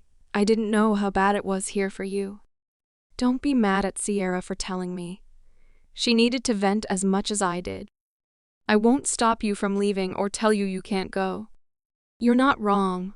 We all get to come and go as we please, and you feel stuck, and we made you feel more trapped. You do make us better, though, and we are afraid you won't ever come home once you get away. He word vomited all over me. Then, as an afterthought, asked, "How was your training?" He gave me a knowing look before letting a huge smile break out over his face. It sucked as much as you think it did. What happened? How did they weasel their way into rotations? Who got stuck with the other two? There was no need to specify who we were talking about. Sierra got Jeannie and I got Kaylee. Neither were happy with the pairings, and I'm sure my dad will hear about it from my uncle. But my uncle also can't come right out and say he's trying to force Kaylee on Cam and Coda, even though everyone sees that's what he's doing. My dad isn't stupid, and this is actually a serious situation that my uncle thinks is a game he can use to play matchmaker by forced proximity. I forget that you and Kaylee are cousins. That's so weird to process. Hold that thought, though. I need to shower, and I assume you are my escort to school? Give me 10 minutes. Here. Luna Ava wanted me to bring you this and said come home as soon as you're ready. She probably figures you don't have anything left here. He holds out a bag I didn't even notice before. She's not wrong. My hasty escape to my childhood prison did not involve bringing supplies, like a change of clothes. I take the bag and just nod my head before running up the stairs 2 at a time. I am done in record time and had to laugh at what Luna Ava packed. She knew who I would forgive, or at least talk to first, and who I would need more convincing to give another chance. She must have also come into my room and taken everything else I had, so I had no choice but to wear what she packed me. Although there is no other scent but mine. Sneaky, meddling woman. I'll have to ask her about that. At least she packed me my own underwear, bra and jeans. But she gave me Oliver's tank top, a t-shirt of Coda's and Cam's sweatshirt. And they all smell like they had worn them just before she packed them. I roll my eyes while I roll up the sleeves on the sweatshirt and head outside. I had to tuck the hem of the shirt into my pants too, since it goes all the way to my knees. This takes the fashion term oversized way too far. I give Sam a serious look. Hey, don't shoot the messenger. You will notice your brother and I didn't contribute to the cause. He waves up and down my outfit. That doesn't mean you didn't help with the removal of my other options, I say as we start heading toward the school. Clearly neither of us are in a hurry to get there. We're already late. I'm so far ahead in my classes. The teachers stopped caring when I come and go. They also probably notice there are less incidents with Kaylee when I'm not there. And he's the future Delta. Primary schooling is just a formality. He hands me a granola bar and water bottle, and I just roll my eyes and laugh. He and Mateo are taking the malnutrition diagnosis to heart. What they don't know is I've gone longer on less food, but that is not something I'm going to tell them after all of this crap. So while we are talking about being your escort, how did you make that jump from Luna Ava's choice of my outfit? Don't change the subject. You are still going to the ball with us, right? You can't go alone. None of us can. It's not safe for so many reasons. He laughs darkly. Plus, now that you have been officially recruited by the Alpha King, you may not get to go to another one. I guess this is just a lot. With everything else going on, the mating ball just seems stupid, especially for me. I'm only 15, still super awkward around anyone who isn't you guys, and Sierra and I can't dance. I can't even find my mate for 3 more years. Our elders are lazy, and it seems like many of them are just using the ball to try and force chosen mates to heighten status, or as political strategy to connect packs. I wouldn't want to be in any of your positions, at all. Basically paraded around like cattle at an auction. You're no different, really, are you? He looks at me sideways. What do you mean? They way your dad talks. That's basically what you are being paraded around for, too. So a guy can level up his rank, or you can get chosen by an alpha, or, I guess now, some higher rank from the Alpha Kings guys since you clearly have a LL of their attention now. He wiggles his eyebrows at me. I roll my eyes back at him. I guess I never really saw myself in that position before. My brother is the beta, not me. I'm just a warrior. It's all I have ever wanted to be. It's all I'm good at. You have never been just a warrior, but that is why you need to stick with us, and maybe give us a little slack when we have a less than pleasant reaction to other guys around you. You honestly have no idea how others see you, and that is great, because your ego will never be your downfall. But it's also dangerous because it makes it too easy for someone to take advantage of you. And yes, jealousy is a part of that, but none of the other guys will ever admit that to your face. He gives me a sheepish grin, and I giggle a real laugh for the first time in days. Even Xander, the Alpha Prince? Especially him. He probably has more girls thrown at him in an hour than the twins do weekly. He shudders. That sounds awful. But here, he sought you out, not the other way around. And you didn't fawn over him like every other girl here. You treated him like a person, not a prize or trophy. You also completely kicked his ass. He probably fell in love with you the minute you knocked him out. You guys don't like it when girls throw themselves at you? I was not touching the comment about Xander. Don't get me wrong, the SX is always fun. But they all want more. The status, the money. They want to be trophy mates, and our jobs, including our mates, is a ton of work. None of them want the work or even know there is work involved in the job that is associated with the title. We keep to ourselves for a reason. It's not an elitist thing. It's a self-preservation thing, but no one gets that if they don't have to live it. And it's not just the girls. Their parents throw them at us as well, whether the girl is willing or not. Similar to your situation, I think. I guess. Speaking of my dad, let's get into class before the principal tells him I'm skipping or something else that will get me punished. I don't think that is anything you have to worry about after you called every single one of us out in the hospital. I cringed. Probably not my finest moment, and I could have been more tactful in my delivery. But the words needed to be said and, more importantly, heard. We don't even get further than my locker before Kaylee comes up to me with Jeannie and Marnie in tow. What took you so long to get back? And why are you dressed like that?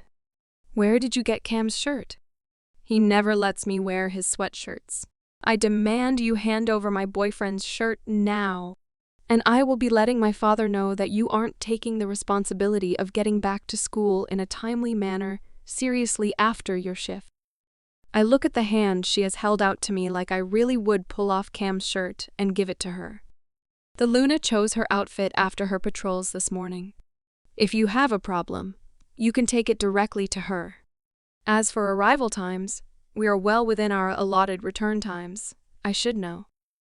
Speaking of, how were your shifts, ladies? I hope all of your requests were met and satisfactory, since you were all so eager to join, even though you weren't qualified yet, and don't participate regularly in training that would prepare you for a situation like patrolling. Sam finishes sweetly over my shoulder. Something is brewing in his eyes. Both Marnie and Jeannie mumble unintelligible things, not looking at either of us. Marnie still looks as tired as she did when she got to us this morning, but at least she looks slightly more put together. I bet she isn't allowed in Kaylee's presence without checking off certain boxes on her personal must-look-this-way list. Early doesn't suit her at all. I almost feel bad she was forced into this with false advertising and promises. Maybe she'll drop it and put me out of my misery. There was a misunderstanding with our shifts. Daddy will fix it before the end of the day today. Kaylee flips her hair over her shoulder. We won't need to actually learn any of that stuff anyway. I don't know why we were lumped in with the rest of the help. I don't really consider myself the help. And your schedules are set for the rest of the month. There is no changing them, regardless of what my uncle thinks he can get away with. The task of arranging them has been left to me, and considering you couldn't be bothered to show up for your assigned shift on time, or complete the whole thing, you will not be given any special favors. I suggest you start wrapping your head around having to actually work for a change. Your daddy's time of fixing things for you is coming to an end. Sam looks Kaylee dead in the eyes, and for a brief second, I saw a flash of something like fear cross her features. Oh, and Sky, I will need your report on Marnie by the end of the day. We are evaluating all of the new patrol recruits. Remind me to tell Sierra when we get to class. She has to do Jeannie's report as well. They at least showed up. He glances at them, then at me. Then he wraps an arm around my shoulder and guides me away from that potential train wreck. You do realize the target you put on our backs, right? I don't know how the family stuff works, but they are going to make Sierra's and my life a living hell. Let's be honest, you can take them all blindfolded with one arm tied behind your back, but at least you would have a reason to fight back. I also believe you are currently working your way through hell. I don't think any of them could actually make what you are going through worse. She can't get to you, and she knows, or at least grasps, what you mean to us. She's not dumb enough to go after you again. He raises his eyebrows, letting me know he and Sierra discussed me at length. I found that making up with, or I guess acknowledging Mateo and Sam, was more punishment for the other three than ignoring them all. I have never heard more growls and incoherent mumbling from any of them before. I still wasn't saying much to anyone. They all still have to figure out I'm not a China doll. But that won't be a reality until we are all in an actual situation that involves me saving myself and not needing them in the slightest. I still chose the corner table at lunch to just have some breathing room. I have to figure out this balance between socializing and having personal space. It feels like I went from one end of the spectrum to the other and then back again. It gives me a headache. I'm completely lost in my own thoughts when a flash of yellow sits down beside me. Marnie, followed by Jeannie in bright blue, and they both lean into me, but looking around skittish like they don't want to get caught talking to me. Which is probably true. We cannot fail the patrol thingy. What do we need to do? Today was awful, but I can't have a bad report, and if Kaylee's dad can't rig it for us, you have to help us. Marnie's eyes look almost wild in her real panic. And they keep looking around to see who's watching us, not actually making eye contact with me. Please? We know we are terrible, and we are the last people that you should help. But we can't fail again. Jeannie pants at me. We don't even care about Kaylee. She set us up. I guess I could give you some pointers, but it's really hard since you guys don't actually participate in regular training. Your conditioning isn't where it should be. We will literally do anything. Marnie flashes her hopeful, crazy-looking smile at me. Like show dress to get guys to notice you or how to get them excited or you the best way to go down on. NOP. Nope, nope, nope. Stop right there. I have no idea what your skills are, but I want none of that. Make sure you get a good night's rest, drink water, and eat well today. That should help with the fatigue I saw in Marnie this morning. Wear dark colors. The idea is to not be seen in that situation. And show up and participate in training every day. After that, it's about being consistent in your training. You need your cardio and strength to get through this. This is so weird. I have no idea what to make of this situation at all. I'm talking fast. I just want them to get away from me. Okay, thanks. They say together, popping up from the seats next to me and leaving just as quickly as they came. What was that all about? Oliver's timber growled behind me. I stiffen, but don't look up. I can't deny the calm that washed over me as he came closer, and of course the irritation that followed at the realization. I took a deep breath, taking in the honey scent, resisting the urge to roll my eyes and turn to him. It's so strange that such a sweet smell comes from such a menacing person. If I didn't know him, I wouldn't want to cross his path on a good day with the way school his face into an indifferent mask that borderlines hostility. Sam told them that Sierra and I were evaluating their performances during patrols, and they came to ask for help. I guess they are worried about failing if Kaylee's dad can't rig anything in their favor. They've probably never had to truly work for something before. I shrug, turning to put my book back in my bag.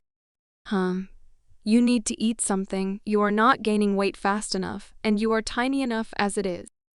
He slides a tray with a sandwich, chips, veggies, fruit, and water on it towards me, then turns and just leaves. I just blink and take another deep breath and try to remember that he is taking care of me in his own caveman way.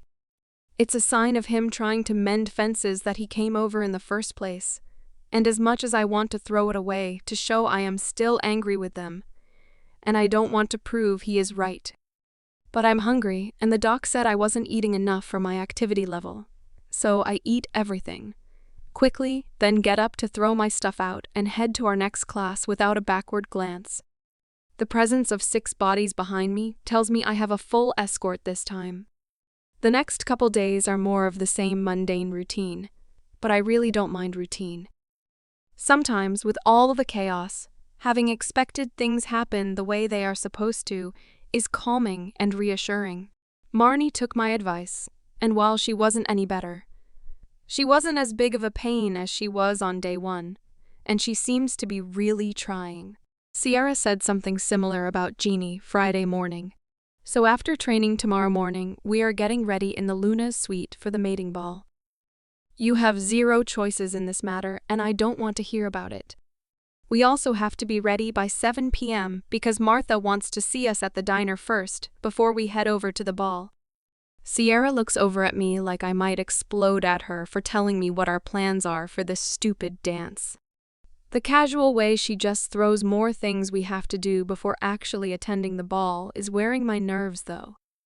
She has talked of nothing else all day, and I don't think we have discussed the same thing about the ball twice as we walk between classes. I am also doing the mental math, and do not understand the amount of time she has allotted to get ready either. I have made my peace with going with her, and the guys and I have determined myself to have a good time, even if it is for Sierra's sake alone. I can see her almost vibrating with excitement about the whole ordeal. We have 1 more class for the day, and then I can get to the gym. Sam, Mateo, and Sierra have been taking turns hanging out with me there. After what happened last time, no one, including Luna, Ava, and Delta Kyle, trust me in there by myself. None of us really talk, just work. The twins and Oliver have yet to take their turn, though, and I can't decide if I am more happy or disappointed in the amount of space they are giving me. Tonight was Sierra's turn. She asked if we could use the Packhouse gym for convenience, and the topic returned to the ball. This time, we are discussing the after-party that seems to be happening at the Packhouse. We apparently have to have a different outfit for this party than the dresses we are wearing to the dance. The Luna has us covered, though. She told me this morning that our after dresses will be hanging in your room, and we should be able to quickly do a wardrobe change before anyone notices we're missing. She keeps rambling as my eyebrows rise farther into my hairline, and I am momentarily stuck mid-squat. Are you serious? I am already wearing 1 dress that you chose for me. Why does there have to be a second monkey suit? First, monkey suits are for the boys. Second, I don't argue with the Luna. She giggles at me, and I can't help but crack a smile, knowing full well there wasn't a fight at all. I just roll my eyes and get back to my leg workout. An hour later, Sierra and I emerge from the dungeon of the Packhouse to find all the guys conveniently hanging around the island of the kitchen as we come out. Sam and Mateo make eye contact and give me a half smile. The other 3 just stare, no expression on their faces. Oliver slides a shaker to me, full of a dense brownish concoction, without a word or a second glance, then heads out of the room. A few minutes later, I hear the soft whoosh and snick of the front door opening and closing. He had to get to his patrol shift, Sam says by way of an explanation. He said you still need to put some meat on your bones. I take the shake, rolling my eyes, and head upstairs. I don't bother going back to the beta house tonight. I have an early morning, and I am going to need plenty of rest to deal with these assholes all day tomorrow. For the first time in a long time, Sierra doesn't follow me. Maybe she thinks I'm safe here in the confines of the pack house. And since there is no other babysitter following me, everyone else is in agreement that I'm not a flight risk and need to be monitored. I showered and spread out my books to make sure that I am as far ahead as I can be on my work, since I know I won't be getting anything done this weekend. I woke up early, well, my usual time, and was both relieved and lonely, finding my room completely empty of my friends. The revolving door of protectors the last few weeks with everything going on meant there was a constant presence, whether outside my door at the beta house or camped on the sizable couch that showed up in my pack house bedroom after the threat was delivered last week, and everyone stayed with me. I'm still trying to wrap my emotions around my friends' behavior. They know very well that I am a great fighter, but treat me like a porcelain doll. They claim to trust me, but have secret conversations without me over their mind link. I know they care for me, but the looks of fear and uncertainty thrown my way make me anxious. I shower quickly and head down to grab a bite to eat before my patrol shift starts. I'm met with Gamma Brett and Oliver standing at the island having a low conversation that quickly stops once they notice my presence. Oliver hands me another shake but walks away. I reach for his arms as he walks by me. He stops but doesn't turn his head. "Thank you," I whisper, indicating the shake. He takes a deep, shuddering breath, then steps out of my grasp and heads for the stairs, clearly just off his shift. I take my own calming breath before turning to Gamma Brett, who just watched the whole situation in silence. "Ready?" is all he asks, and I nod in response. If that interaction is any indication of how tonight is going to be, then I may skip out on the ball altogether. Sierra would understand, hopefully, especially if the twins are similar. Patrols were the same. We have found nothing out of the ordinary along the coastlines and the doubled-up patrols across the isthmus that connects our territory to the mainland. Everything and everyone that comes and goes is now thoroughly checked and vetted before coming onto our territory. I think best when I run, and I have found that even actively participating in patrols and concentrating on what we are being taught, my brain processes information so much better, and I have come up with a theory as to why we haven't found anything yet. But the threat wasn't clear and there wasn't any indication that whoever sent it would even be back. I just don't understand what the severed fingers mean, and what is the significance of the silver. "What are you thinking so hard about over there?" Gamma Brett asks, a little amusement in his tone. "Theories? Really? Care to share?" "Not sure they are worth sharing, honestly. Just jumbled thoughts. Probably things everyone else has already thought of and planned for. I don't know why I am being so vague. It's weird talking to him when normally I would be hashing my ideas out with the guys. They are my equals. I'm just a kid to Gamma Brett. He's more than likely just asking to help me learn a lesson of some kind, like any trainer. You know you can talk to me, right? Or Kyle or Gwen or Ava. You seem to have shut everyone out, not just the boys." I take a deep breath, knowing he's right, but too stubborn to admit it out loud. I don't think we are going to get anything until after the guys leave for training. Even with all the extra training and patrols, we are losing 5 of our best fighters when they head to the Royal Pack. Whoever is behind this has to be waiting for something. That's the next big transition for the pack. It's logical. But I also feel like it's too obvious at the same time. Maybe tonight at the mating ball? There are a ton of people from other packs that are here. Maybe then? But I'm sure that you have all thought that through and taken precautions. Otherwise, we wouldn't be having the mating ball. unless you're using the ball as bait to get the culprits out into the open. Which is sketchy, by the way. And what is so special about the 2 fingers that were sent? And the silver powder that was clearly the weapon? It kind of makes my brain hurt. I snort an unamused laugh and get a strange look from Marnie. She must have just realized she's being left out of the conversation. You know it's not fair to give inside information to her, just because she's the favorite and can shift and mind link, right? I wouldn't dream of doing that. Besides, I have the ability to link both of you even though you cannot respond, Marnie. Please be careful of your accusations before you start letting them fly out of your mouth without any real thought. Gamma Brett links both of us. Her eyes go wide. I don't think she has ever been called out like that before. So used to getting away with flippant comments like that. He was far more calm than I would have been after days of her holding us back. She's trying, but it's not any less frustrating. Sky, to answer your question, we have started to think of those possibilities and work through them.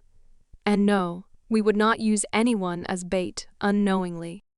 Marnie's eyes go wide at the mention of people being used as bait. I nod, and we continue. Marnie makes no more comments or even asks what my question was. The only good thing is her and Jeannie at least took my notes seriously. And they have actually started participating in training.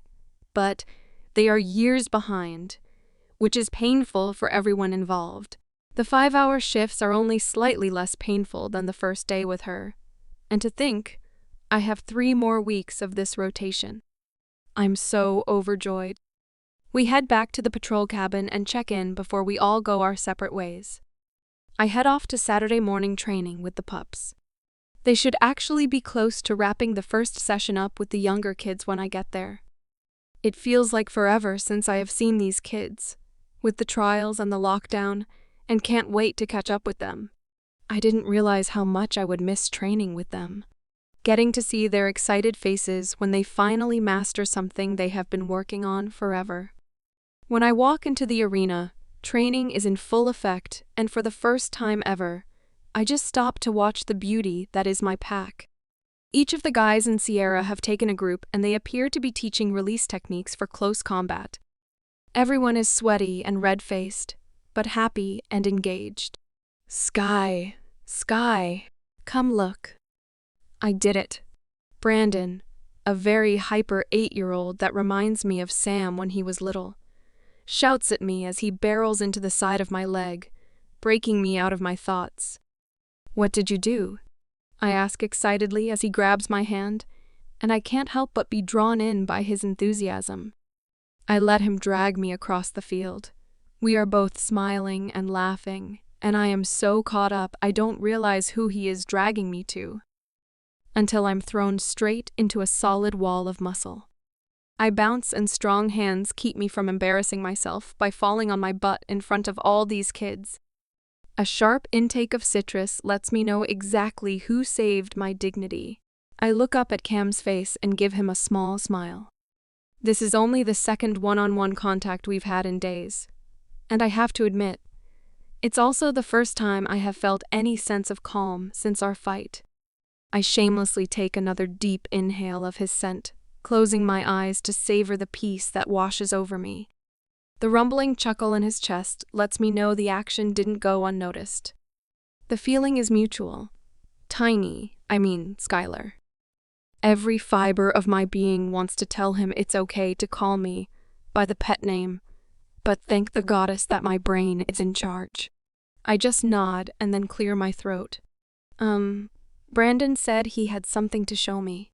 I look down at the boy still attached to my hand, looking up at us, completely oblivious to the moment that just passed. Yes, I totally took Alpha Cam down. It was the greatest thing ever. Brandon has a crazed look, pumping his fists, and his whole body is vibrating with excitement. I'm fighting to hold back my laugh. Oh, really? I would like to see that. It's not every day you get a chance to beat an alpha. I giggle and wink at Cam, who has an unreadable expression on his face. All right, little man. It sounds like you want a challenge, and I don't know how I feel about you taking my girl's attention or holding her hand. I might not play fair now." Brandon's eyes go wide, and he looks at his hand in mine and jumps back like I electrocuted him. "I'm sorry, Alpha. That's not what I meant at all. I just wanted Sky to watch, since she's been teaching us and all, and—" "Brandon, relax. He was just teasing." I try to calm the rambling boy down. "Was I, though? If I'm not allowed to touch you, no one else is." Cam mind links me. My jaw drops open, but Cam just turns around winking at me. "Come on, Brandon. Let's show your fearless leader what you can do." Cam walks off with Brandon, and I am speechless. As soon as my brain checks in and I realize I should be moving, a massive arm wraps around my shoulder. It's only fair that I get to be close too, even if it's a minute. Yes, I'm jealous that an 8-year-old was holding your hand and from watching my brother hold you. Dakota mind links me, but doesn't look at me, just propels us forward where Cam and Brandon are setting up to spar. He doesn't release me like I thought he would though, just leaves his arm loosely draped over my shoulder. "All right, little man. Let's see what you got." Cam taunts Brandon, who doesn't seem fazed at all. He's bouncing around like a heavyweight boxer getting ready to start a fight. They get into position, and Cam grabs Brandon like they were practicing before. But instead of letting Brandon with the fight quickly, Cam puts more resistance on him and makes it more difficult for Brandon to break the hold. Brando tries the release again and again. Finally, on the 4th attempt, Cam lets him break the hold. Aw man, that was way harder this time. "Did you just go easy on me to make me feel better the first time?" Brandon almost looks defeated. I move to go to him and try to help him understand that Cam is making him better this way. But Coda grabs my arm, holding me in place. "I would never do that to you, little man. The first time was to show you how getting out of the hold works.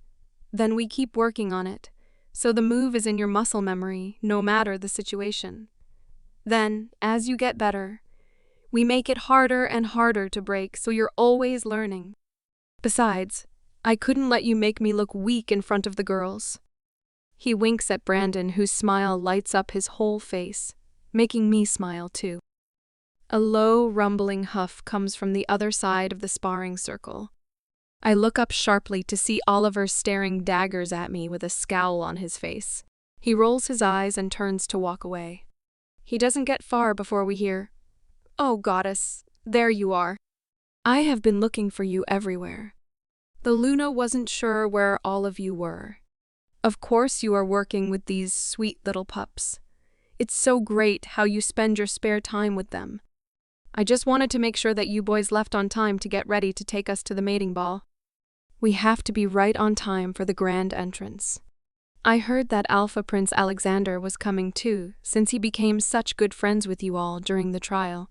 So we for sure can't be late." Kaylee's high-pitched tone came at us from the entrance of the arena. She is talking animatedly with her hands like a fairy in a movie.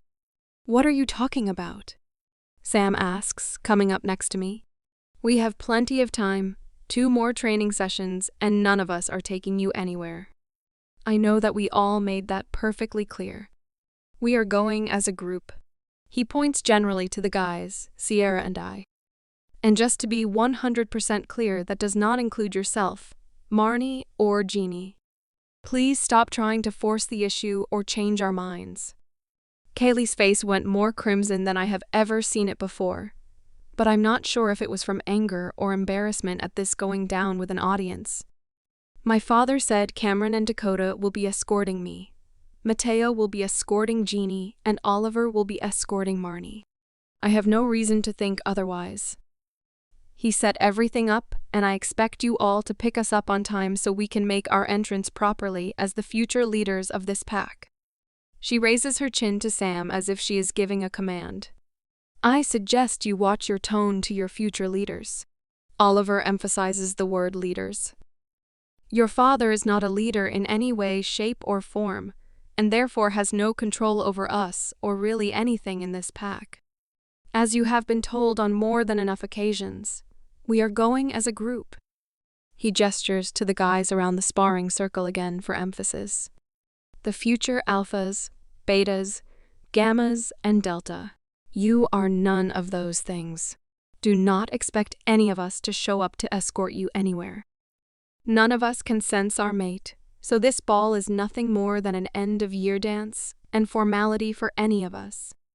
There is no reason to make such a big deal out of it. If you choose to attend, we might see you later. He turns and heads towards the entrance to the arena without a glance back at any of us. I did not miss the plurals of beta and gamma, including Sierra and I, by our ranks. My heart stings, watching him go. He's still angry at me for wanting to leave and not listening to his pleas to stay. I take a deep breath and roll my eyes inwardly. He has to let me go. I can't be stifled here. Before Kaylee can say anything else, Delta Kyle comes up and claps his hands. You all did very well today. We will see you next weekend. Make sure you work on everything that you learned today so you can come back stronger next week. The Luna would like a word with you all, so I am going to take the rest of the training for today. He doesn't even spare Kaylee a glance. Oh, man. I was totally going to whoop you this time too. Brandon stomps the ground. There's always next time, little man. Cam pats him on the shoulder. I turn out of Dakota's grasp. I'm just going to grab my things, then I will be on my way. You guys don't have to wait. I'll catch up. I head swiftly towards the locker area. I don't really have anything to grab. I just really don't want to walk with them. There's still a huge tension between all of us, and I'm not sure how to get past it. I guess I'll have to figure it out soon if I want to hang out with all of them for the rest of the night, though. I fiddle around in the girls' locker room for about 10 minutes and figure they should be gone by now, and if they aren't, I will just have to deal with them walking me to the pack house. As I go to grab the door, it comes flying open, and the momentum I wasn't expecting knocks me on my butt. Before I know what is happening, I see a fist flying towards my head, and then everything goes black. Plink, drip. Plink, drip. Plink, drip. Plink, drip. What is that sound? And why does my head hurt so badly? Where am I? I try to open my eyes, but they feel like they are being weighed down by something. I move my eyeballs around behind my eyelids, really slowly, and then try opening again. This time I get light through just a sliver of an opening in my eyelids, but everything is fuzzy. I blink some more, willing something to come into focus. I squeeze my eyes shut, which actually hurts, then crack them open again and get enough body awareness to shift my head toward the sound that is like nails on a chalkboard in this otherwise silent space. Finally, I can see it. One of the faucets in the communal showers is dripping. I'm still in the locker room. Why was I in the locker room? The obnoxious sound is coming from the water hitting the metal soap shelf, and then the drain and sending chills up my spine. I slowly move my head back forward. Why am I so slow and groggy? Even thinking is hard. I don't think I am standing, but I don't think I'm on the floor either. I can't see and I don't think I can move. What can I do? I can smell, maybe. I try to inhale. Gee, that hurts. My chest is on fire now, for sure. Broken ribs. I try again, more slowly this time, expecting the pain. Blood. All I smell is blood. My blood, to be exact, and a lot of it. What the F is going on? It's about time, you stupid weak bee teach. It took far too long for you to come out of that. You weren't even hit that hard or given that much sedative. A flash of light goes off near me and makes me flinch. I didn't realize there was anyone here with me. I wonder if my nose is broken. Maybe that's why I can only smell my own blood. Kaylee, this cannot be good. I do a physical check while she yammers on about me being weak and useless. Nothing original in her string of insults. I can't move my toes, but I think I can feel them. My knees hurt, which unfortunately is a good and bad sign. I have some sort of use of my legs, but not much. I can't tell if my shirt is wet or if I am bleeding, maybe both. But something is for sure not right on my torso, and I can't feel my fingers and my shoulders are burning. Probably from being tied up or dragged around, but I don't have the body control to even look at myself yet. This may be worse than the whipping from a year ago. I tried to say something, but it feels like someone dumped a bucket of sand into my mouth and throat, and as I flex the muscles in my face, I know there must be some spectacular bruising and broken bones. Don't bother with your smart remarks. I'm just here to tell you to stay away from the twins, permanently. They are mine, and I will not have you getting in the way any longer. A kick to my stomach makes me choke on the little air I can take in. I am for sure not laying down. Stop annoying them. Kick to my side. Stop distracting them. Kick to my other side. At least 2 people are helping her, and stop trying to force yourself on them. Slap. A warm sensation flows down my lips. They are mine. I try to focus on where I hear her voice. She isn't close enough to be the one inflicting my torture. Punch. This one right across my face, including the broken cheekbone. I think I lost a tooth with that one. UGH. Watch where you are flicking her nasty skank blood. I have to be presentable for Cameron and Dakota at the mating ball. I'm tired of you getting attention you don't deserve. Punch.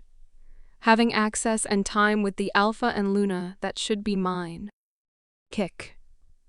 You should not be the favorite. You worthless spare beta, I should be. They are all just taking pity on you since not even your dad wants you. Slap. Get it through your head now. I will be Luna, and there's nothing you can do to stop me. A sharp pain pierces my thigh. I felt it again and again in both legs, and then dragged up my arms. I can barely breathe. I can't scream. The searing pain is so bad I want to throw up. Just like when she used the silver powder on me. Oh, she's going to really kill me this time. I can't call for help, or even beg her to stop. I am weak. I would beg for her to stop if I could. I can't feel my wolf because of the silver and whatever else has me disoriented. I just keep shouting in my head, hoping someone can hear my stifled cry for help. I don't focus on one person. I shout out to the whole pack, praying someone can hear me. Maybe Oliver and the twins can feel my agony, anything to stop this. But maybe they can't since there is wolfsbane blocking my connection. Maybe my wolf is the only connection I have to them. Maybe she's the reason we connect with them. It's not because of me. I am still just the unwanted spare. I can hear muffled conversation around me, but I can't make anything out through the blinding pain. My head is whipped back and someone has a firm grip on my hair. My body makes an involuntary noise of agony.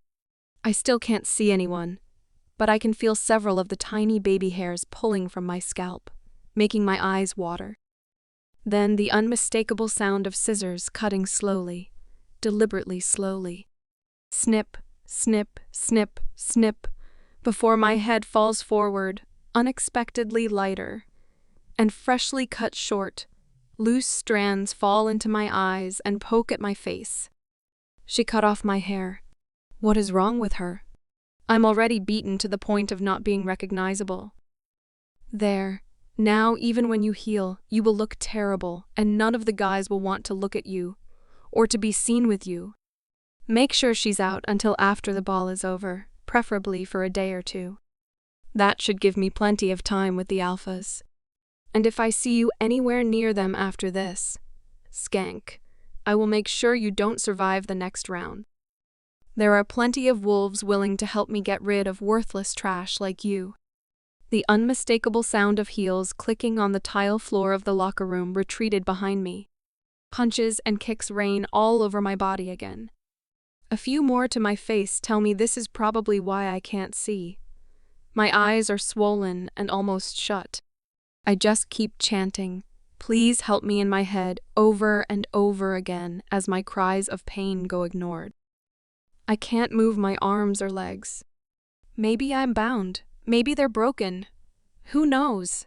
I knew that there was a target on my back when the guys said they were taking Sierra and I to this stupid ball and hanging out with us. But I didn't think this was going to be the result. I hope Sierra isn't locked somewhere going through the same torture. I can feel the warm stream of tears running down my deformed face. I can't believe this is how I'm going to leave this world. There's no way I will make it to a next time. Drugged and beaten in the locker room of my favorite place. The arena, my true home. The place that allowed me to feel normal and a part of this pack with a purpose. This is where I'm going to take my last breath. I guess it could be worse. I am home. I just wish I would have been able to fight for my life, not trussed up like a pig for slaughter. The light is starting to fade, and it has gotten more quiet, but maybe I just can't hear anymore. I'm making out less and less colors in front of me. I didn't even get to say goodbye to the kids. That would have been nice. And Brandon really wanted to show off with camp. I bet it would have been really cute watching him go up against the future alpha again, so serious and determined he could win. And Cam would have played along, even just for a bit. Dakota would have been standing by to give Brandon pointers on how to beat his brother. I can picture the sparkle in his eyes. Sam would have been talking smack to Cam about having to go up against a kid to look good, and Mateo and Oliver would be standing watch to make sure nothing went wrong. Always the protectors. I wish I would have been able to see Oliver's smile one more time. I hate that my last thought of him is going to be that moody scowl of his walking away from me angry. My brother finally got to see the real me and was proud. I wish I could have been more for him. Stronger by his side, not weak, needing his protection all of the time. I take a deep, slow breath. It hurts so bad. I guess I really don't need to anymore, do I? Breathing makes my whole chest sear right now. It really would just be better to stop. I'm so tired. BANG. It's so noisy. What happened to the quiet crushing me? Can't I just die in peace? Firm's hands. My head is floppy. I don't like all the moving. It hurts so bad. But my mouth won't say anything. What's happening? My whole body is throbbing. I think someone is talking, but it sounds like we're underwater. Oh, don't. Wake up. Keep open. What? Don't do what? Keep what open? I can't open anything. I'm so confused. Is someone talking to me? I just want to die in peace. Breathe, Skylar. I need you to open your eyes, sweetheart. Let me know you can hear me. I know it's hard. There's a lot of silver and wolfsbane in your system, but I need you to keep fighting it. I know that voice. It's deep and stern, but comforting. Whose voice is that? Why do they want me to fight? I just want to go to the moon goddess in peace. It's all I can manage, and my eyelids don't want to move from this kind of open position. She's still with us. We have to move fast. Sky, try and stay with me. Keep trying to talk to me. I think that was a whole thought. Did I say it or think it? My mouth is swollen and puffy. I think I am floating now. Cold air hits my skin and a breeze is blowing over me, cooling me down. I didn't know I was hot until right this second. Emma Hod. Your body is trying to burn off the silver in your bloodstream. Don't worry, we'll get you fixed up. You were right. It is her. She was left to die down there. But why? There was no scent but hers, and there's no way only one person pulled this off in the time they had to get to her. I still can't place that deep voice, but I should know it. It's familiar and makes me feel safe. I don't want to feel safe, though. My head starts to hurt, like a blinding migraine coming on. I groan out the pain. but my body can't move to curl in on itself or wrap my arms over my head to try and soothe it. I am completely numb, but everything hurts at the same time. A squeal of pain leaves my lips, and I can feel tears fall down my deformed face. I know. I'm sorry. Let me die, I whisper. Never. A growl comes out. This time, the voice that was so comforting was scary, menacing. The next thing I know is darkness. I blink away the crap gluing my eyes shut, then take a slow look around, trying not to move much. I am really getting tired of waking up feeling like I got hit by a truck and not recognizing where I'm at. This has become an all too familiar situation, and it's pissing me off. You're awake, little one. It's nice to see you moving around again. You gave everyone quite a scare. You don't seem to do anything halfway, though, do you? I tilt my head sideways on the scratchy pillow. Where am I this time? And why does it hurt to talk? That hurt far more than it should have. I must be really messed up. I blink over at Warrior Osistin, standing next to a door that, I assume, leads to the hallway. I take a good look around and assess my situation. My eyes seeming to be the only thing that work without pain, still moving slowly through the stiffness. I'm covered in IVs and wires, but none of the awful beeping sounds are coming from the machines. I turned all the damn sounds off. Assistant says, noticing where my focus is. 8 days of that shesh tea is torture in itself. Speaking of torture, when you regain the full ability to speak, I want to know who put their hands on you. The absolute menace in his voice made me gulp. He was terrifying without trying. This was a whole new side for me. IDD, Don. If you finish that lie, I will have Doc Sylvia dose you with something that will help you loosen your tongue. I prefer you just tell me the truth, though. I took a deep breath, deciding what I was going to do. He was going to get the answers he wanted, whether I was willing to give them or not. Which made me angry. I let the anger melt away the pain in my face and stared him in the eyes, challenging his authority openly. You want the truth?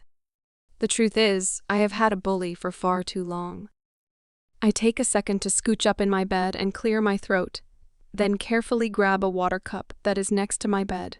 I take small, slow sips. My teeth hurt, and moving my jaw reminds me how many hits I took to the face.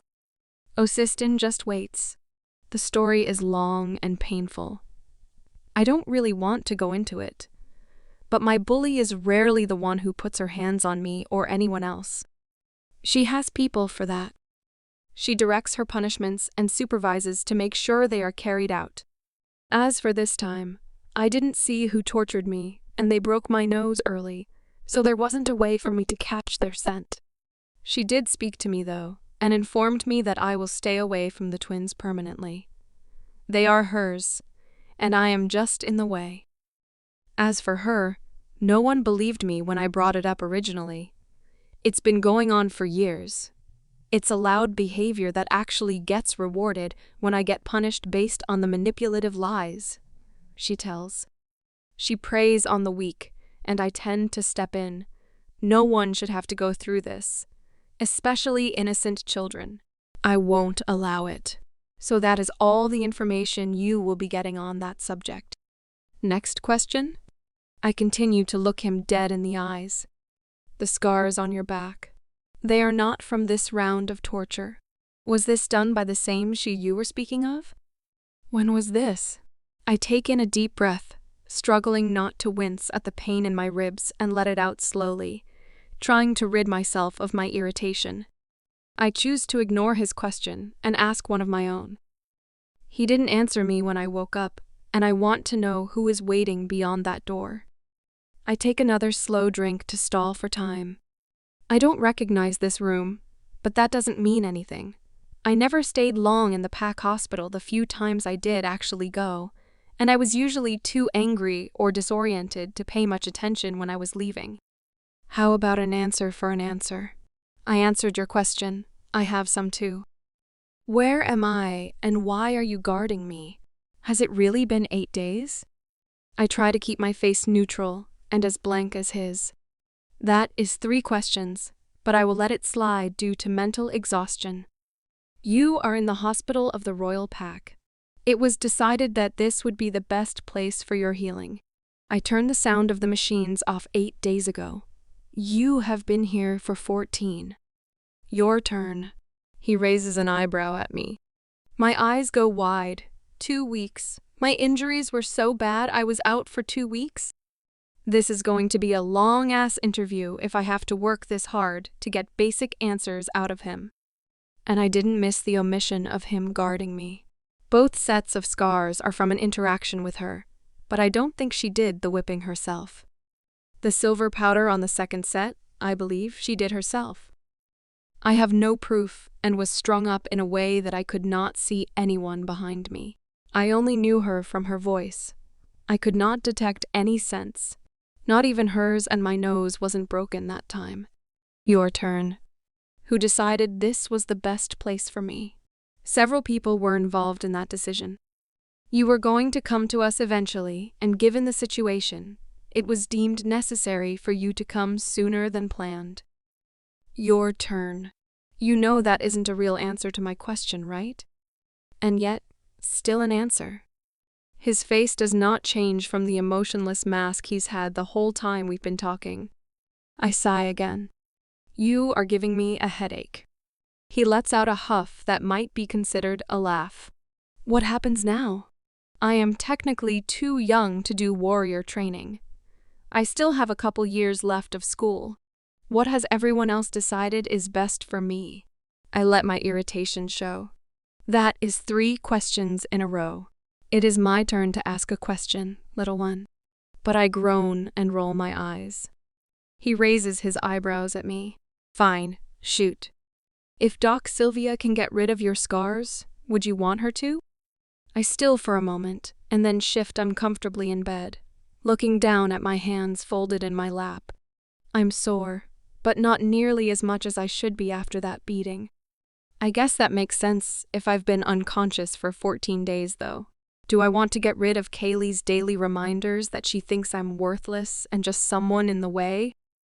Proof that the truth doesn't always win out, and really ambitious and resourceful, people can get away with multiple attempts at emergere. I don't know. I've never thought about that. Scars are just something that stay with you forever. I do know that sometimes the ones that have silver in them will open up if I take a hit too hard, like they are fresh. I never understood that. They are a year old now. They shouldn't still open up, but maybe that's the silver. Maybe I am too weak to heal from them properly. They are a reminder of one of the worst situations of my life, but at the same time, I am still here with them, so they also show that I survived. I don't know if I want them to go away, but I would love for them to not be a weakness. I look him straight in the eye. Spoken like a true warrior. He nods. As for what happens next, it is actually up to you in a way. You will not go back home. That is not an option. But you may join our school here and finish out your high school career, then join the warrior training. But I think that might be a little too mundane for you, little one. That is what is expected of you by the people who truly care about you. Warrior to warrior, my suggestion is join the warrior training while you take classes. We will make sure your schedule allows for it. Looking at your transcripts, which took far too long to get accurate reports on you, by the way, you only need about 5 credits to graduate high school, something you could probably accomplish this summer. I would allow you to join the warrior training in a limited capacity, as you said you are too young for some of what we do.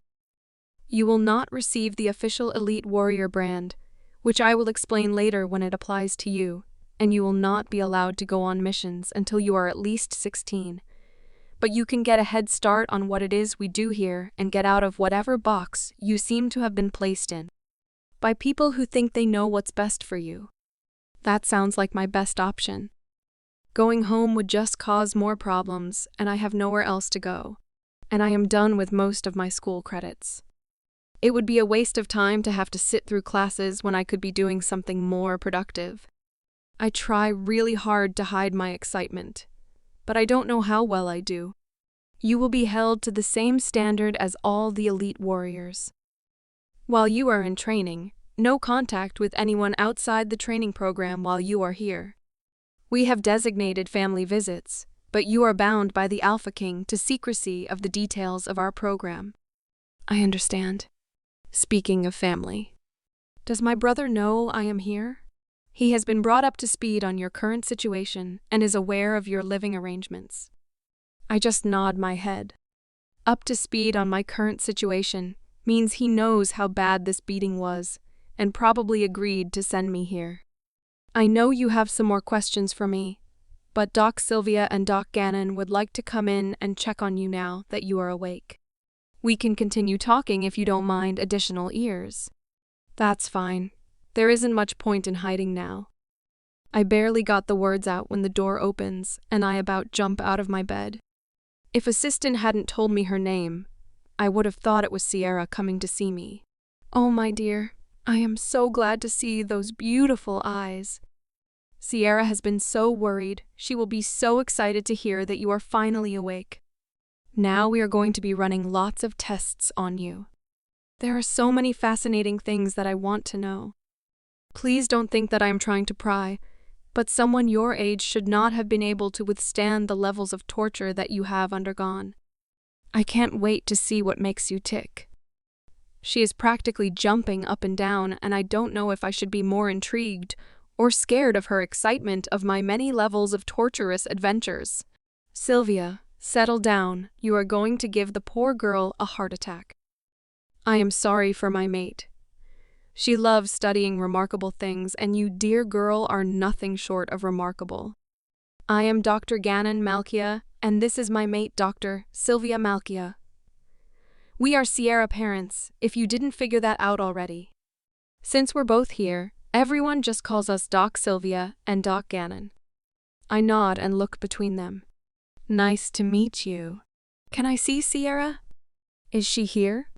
It would be nice to see a familiar face so far from home while I am apparently being turned into a lab rat.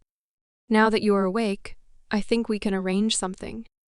I would like to take some more samples. Some of your wounds are in various stages of healing, and you were given quite the cocktail of sedatives. I have a few theories, but I need to run a few more tests before I can make any clear hypothesis. Do you mind? Doc Sylvia holds out a few test tubes in her hand. Also, have you talked to your wolf yet?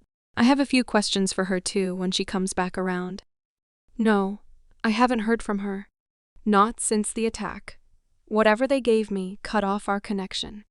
Right now, this is the only useful thing I can do, and it can't hurt more than what happened to me. Have at it. I shrug. I would like some samples from the scarring on your back too, if you don't mind. Doc Gannon asks, and I just nod. Hopefully we will have answers for you soon. And we will talk to Alpha King Reggie and Warrior Brogan about letting Sierra visit. I nod again and just let them get on with their sample taking. Doc Gannon gives me a warm smile, and Doc Sylvia gives me a gentle hug before they go. We will be taking samples every hour until your wolf reappears, and we will send up some food. I'm sure your body could do with more than the nutrients we are giving you through your IV. When you are ready, we will also send up a hairdresser to fix the butcher's job they did on those beautiful blonde locks. Doc Gannon says with a smile that is so like Sierra's knowing look. I give a small smile back. The muscles in my face are still sore, but I'm not sure if it's from the beating or lack of use. I completely forgot about Kaylee cutting off my hair. I can only imagine what I look like right now. It's going to be strange to not have my waist-length hair. I reach up and run my hands through the jagged locks, and I want to cry, but I won't. Even if she can't see me, I won't give Kaylee the satisfaction of having me cry over my looks. That is something she believes makes you important, and I couldn't agree less. My hair will grow back. This is not a big thing. Deep breath. I made it to the Royal Pack and Elite Warrior training. I look over to Warrior Osiston, while Doc Sylvia and Doc Gannon do their thing. So back to my questions. When can I get out of here and get back to school and start training? I'm not beating around the bush anymore. He said I can train and finish school at the same time, so that is exactly what I'm going to do. I need to focus on moving forward with my life, not dwell on past things I can't change. As soon as the docs clear you to leave the hospital, which I assume will involve you connecting with your wolf again, we will move you to a room on the training property. Will you ever tell me the whole truth about your enemy? Probably not. It's not worth talking about her over and over and over again. I didn't choose to be her target at first, but I also wasn't going to stand by and let her beat on younger kids just because it made her feel better. I chose my place between her and them. She will get her karma eventually, and I hope I am around to see it. But other than that, she's not worth the mental space. Can you tell me more about what I can expect out of elite training? We went on like that for a really long time. Doc Gannon chuckled at my more bold questions, and Doc Sylvia patted my arm when they had to ask about more personal things surrounding my injuries. My food came, and it was actually really delicious. I was given a burger, fruit, veggies, chips, 3 different flavors of water, and then my choice of dessert.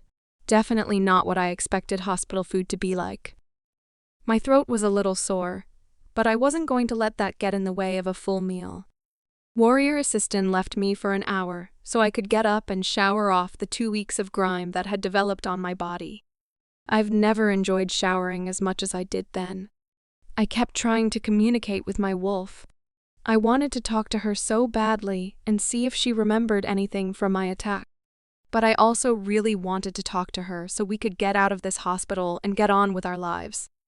We are finally free, and I can't help but think that the sooner I get started, the better my life will be. The docs were not kidding when they said they were going to come take samples every hour until I got my wolf back. It actually became kind of a fun game to see if I could predict when they would come into my room. Doc Sylvia always had some little anecdote about Sierra when she was little, and Doc Gannon was always very professional and a little uptight. But not in a bad way. Just like his sense of humor was something only another scientist would understand. Over the next few days, we followed the same routine. I did get to learn about their adventure, as they called it, which is the reason they sent Sierra to my pack. They were overseas looking into a rare herb that they thought was included in a poison that was given to and wiped out a pack not far from here. The herb they studied ended up not being what they thought it was, but they discovered more alchemy with a coven of witches that they met over there. They decided to extend their trip, which is why Sierra was able to stay the whole year with me and had been planning to stay part of the summer. They would have stayed, but the Alpha King called them back on an emergency case. I assumed that was me, which made me feel bad. It sounds like they were on the verge of learning and discovering something new, and he brought them back to tend to my battle wounds. When I apologized for being a burden, and the reason their trip was cut short, Doc Gannon put a firm stop to it. You have nothing to apologize for.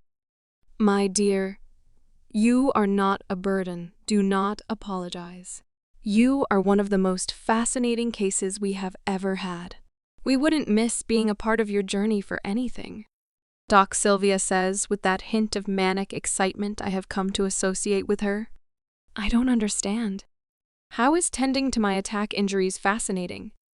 I'm sure you see stuff like this all the time with the elite warriors. You really don't know what happened to you or how special you are, do you? Doc Sylvia asks over my shoulder, taking another sample from my back scar.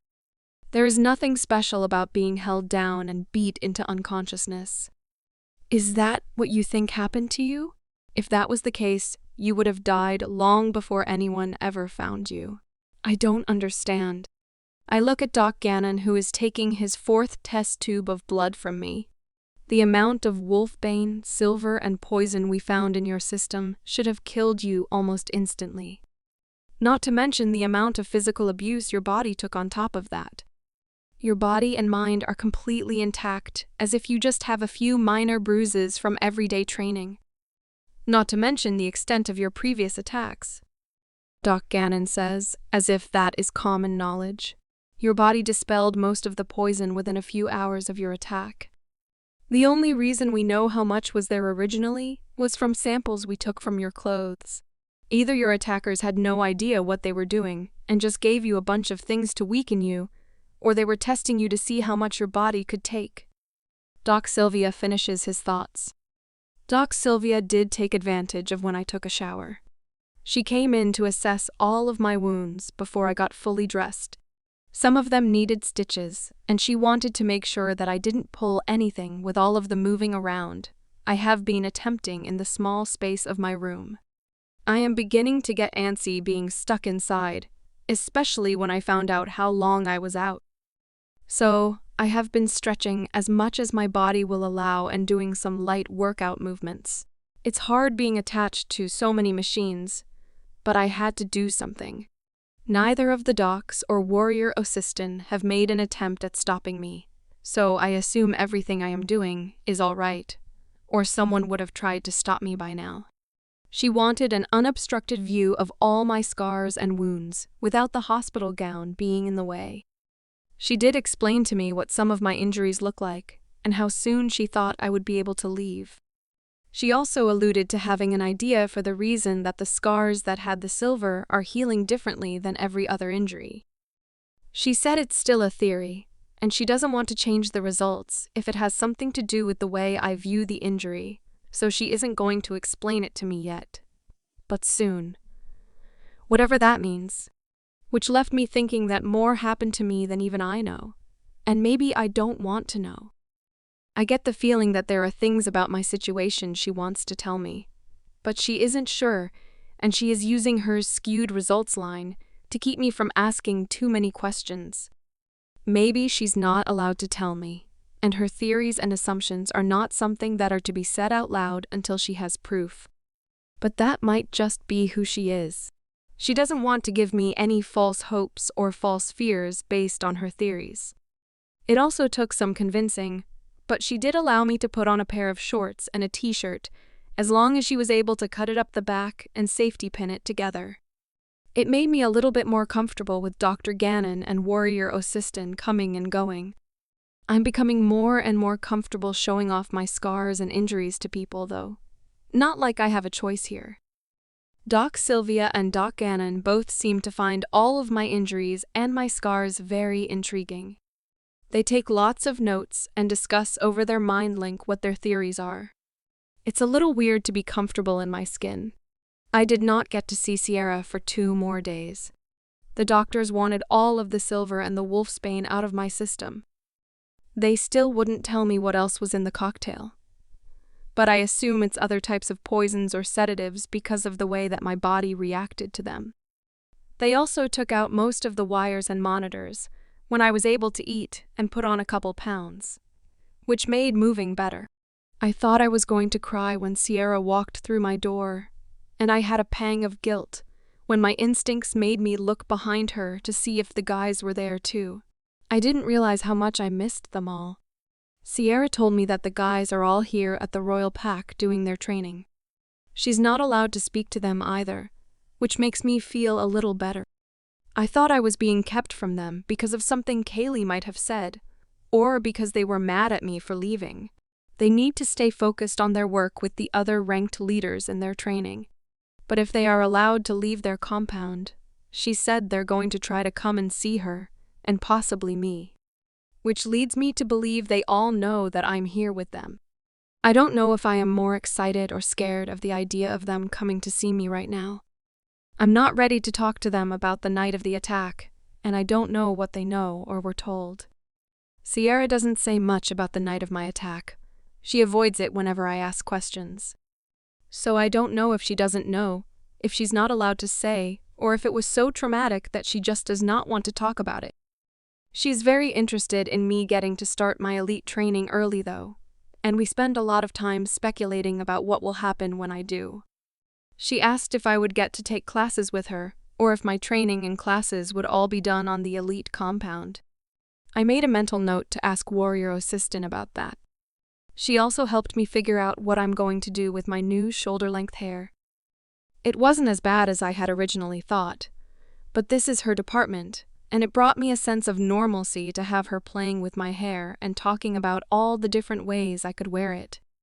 I did not mention that I would never be able to do anything she suggested on my own, and I would probably just go with my standard ponytail. Speaking of the warrior, he has blatantly stopped answering my questions about training at this point. He said everything that I will need to know will be taught in training, and I don't get to know anything before I have been released from the hospital. I think he's purposely trying to frustrate me. It took another full week before my wolf started to wake up. I could feel her stirring in the back of my mind, but I couldn't hear her talk to me if she was trying to, and I don't know if she could hear me, but I could feel her, which gave me hope, and Doc Sylvia was very excited. When I told her, she ran into the room with a notepad, out of the room, back into the room with the notepad and her pen, back out of the room, back into the room with a vial to take a blood sample, and then right back out of the room again. Her antics made me laugh. At least I know where Sierra gets it from. The excitement is almost contagious. She might have been more excited than I was. The first time I heard my wolf since coming to the hospital made me almost fall out of my bed.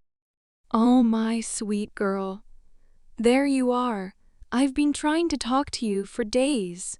I was lost in a kind of foggy haze for a really long time. I'm not really sure what happened. We were attacked. That's what happened. Kaylee got to us right before the mating ball. How much do you remember before you disappeared? I remember being in the locker room, and you were being chicken-shitty about going to this dance with the boys. And I remember heading towards the door. That's the last thing that I remember. Did you scent anyone before you disappeared? You don't remember detecting anybody coming anywhere near us? That's one thing that we are really good at, and I can't figure out how we missed it. Neither of us had any warning. No, I didn't scent anyone coming near us. That's why I was taken off guard. That's what I figured. Doc Sylvia is going to have a field day with that information. Somehow, somebody has been moving around our pack, masking their scent. I think that's how the first threat was able to leave those Luna's fingers, and nobody was able to figure out who it was.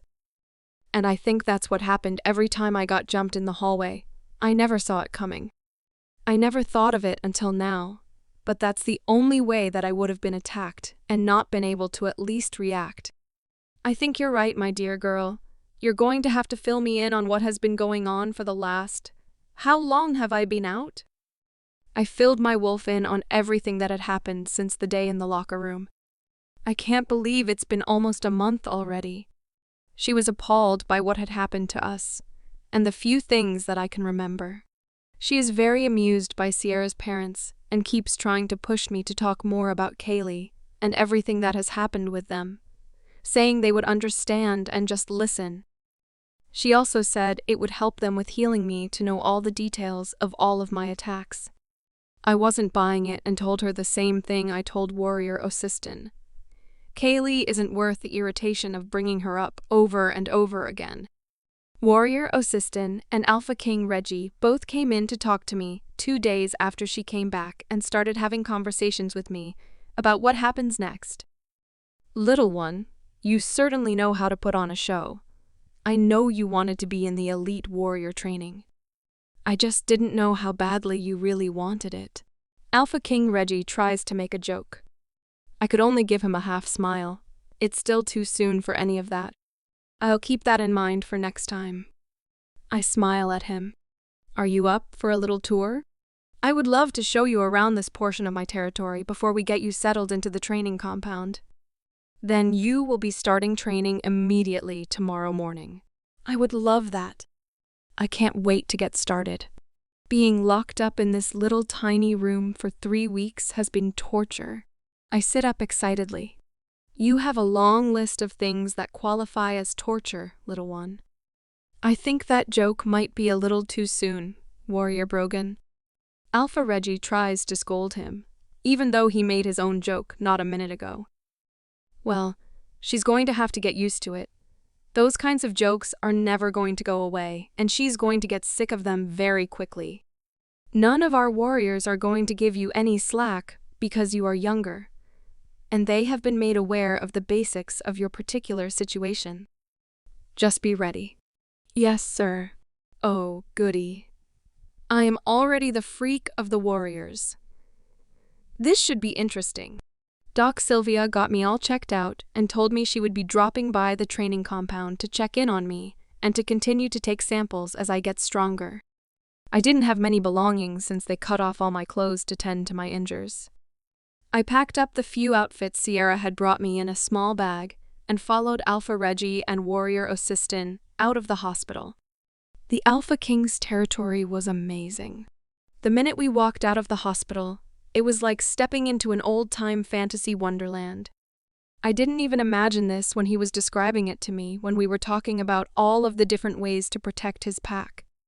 The inside of the hospital was just like any modern-day hospital, full of bright fluorescent lights, white walls and white tile.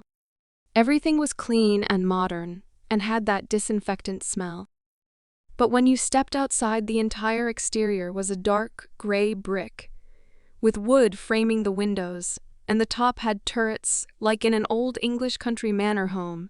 There were planter boxes full of different types of flowers and vining leaves placed along the border of the building. The walkway was gravel, not paved, and everything was manicured to perfection. The mountain air smelled clean, and I could feel my energy lift just from being outside. Having the sun on my body, and this view is breathtaking, my wolf agreed. Training here is going to be amazing.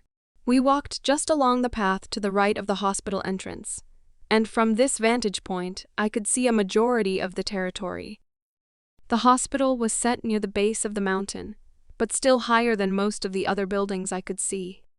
It was not built into the mountain like the king's castle, though. My eyes bugged out of my head and my jaw hit the floor. This is the most beautiful place that I've ever seen. Off in the distance to the left was the Alpha King's castle. There were several layers of white and light gray stone built up into the side of the mountain. It looks like they've added layers and floors over time, and the hodgepodge doesn't make it look clunky or bad at all. It's actually majestic and very peaceful, like the mountain grew the castle out of its side. Further to the right of the castle is the lake that they mentioned with a massive waterfall that I could hear from here. No wonder that was something they talked about being a security risk. I couldn't wait to get free time to go swim in that lake. Just beyond that, you can see the extent of the massive forest. Every now and then you could see little pillars of smoke, as if somebody had a fireplace or a fire pit going. Even from this high up, you couldn't tell where the little clearings were that they described to me back at Alpha Lucas's pool party. It was a very well set up, well thought out plan. You can see how vast the territory is, but with the trees dispersed the way they are, you wouldn't know where people, houses, or important buildings are concentrated. It forces an enemy to enter the territory to do any kind of recon. I'm going to have a lot of fun exploring this territory. We walked around to the right of the hospital, and a path took us down a sloped hill on the southwestern side of the territory and into some dense evergreen trees. It got so thick at one point that we would not have been able to see had we not had our werewolf sight. After walking about 30 minutes, we finally came across what I can only describe as the biggest house I have ever seen in my whole life. It's bigger than the pack house back home. Welcome to the elite training compound, little one.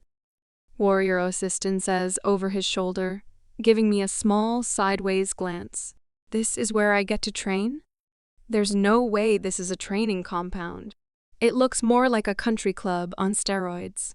Alpha King Reggie just chuckles under his breath, then looks at me. Don't let the exterior fool you. Our warriors take their training very seriously. Oh, I believe you. I remember the way some of them hit. I wince and roll my shoulders, remembering being thrown like a rag doll by a female not much bigger than me. I think I actually expected more minimalist wood barracks, that's all.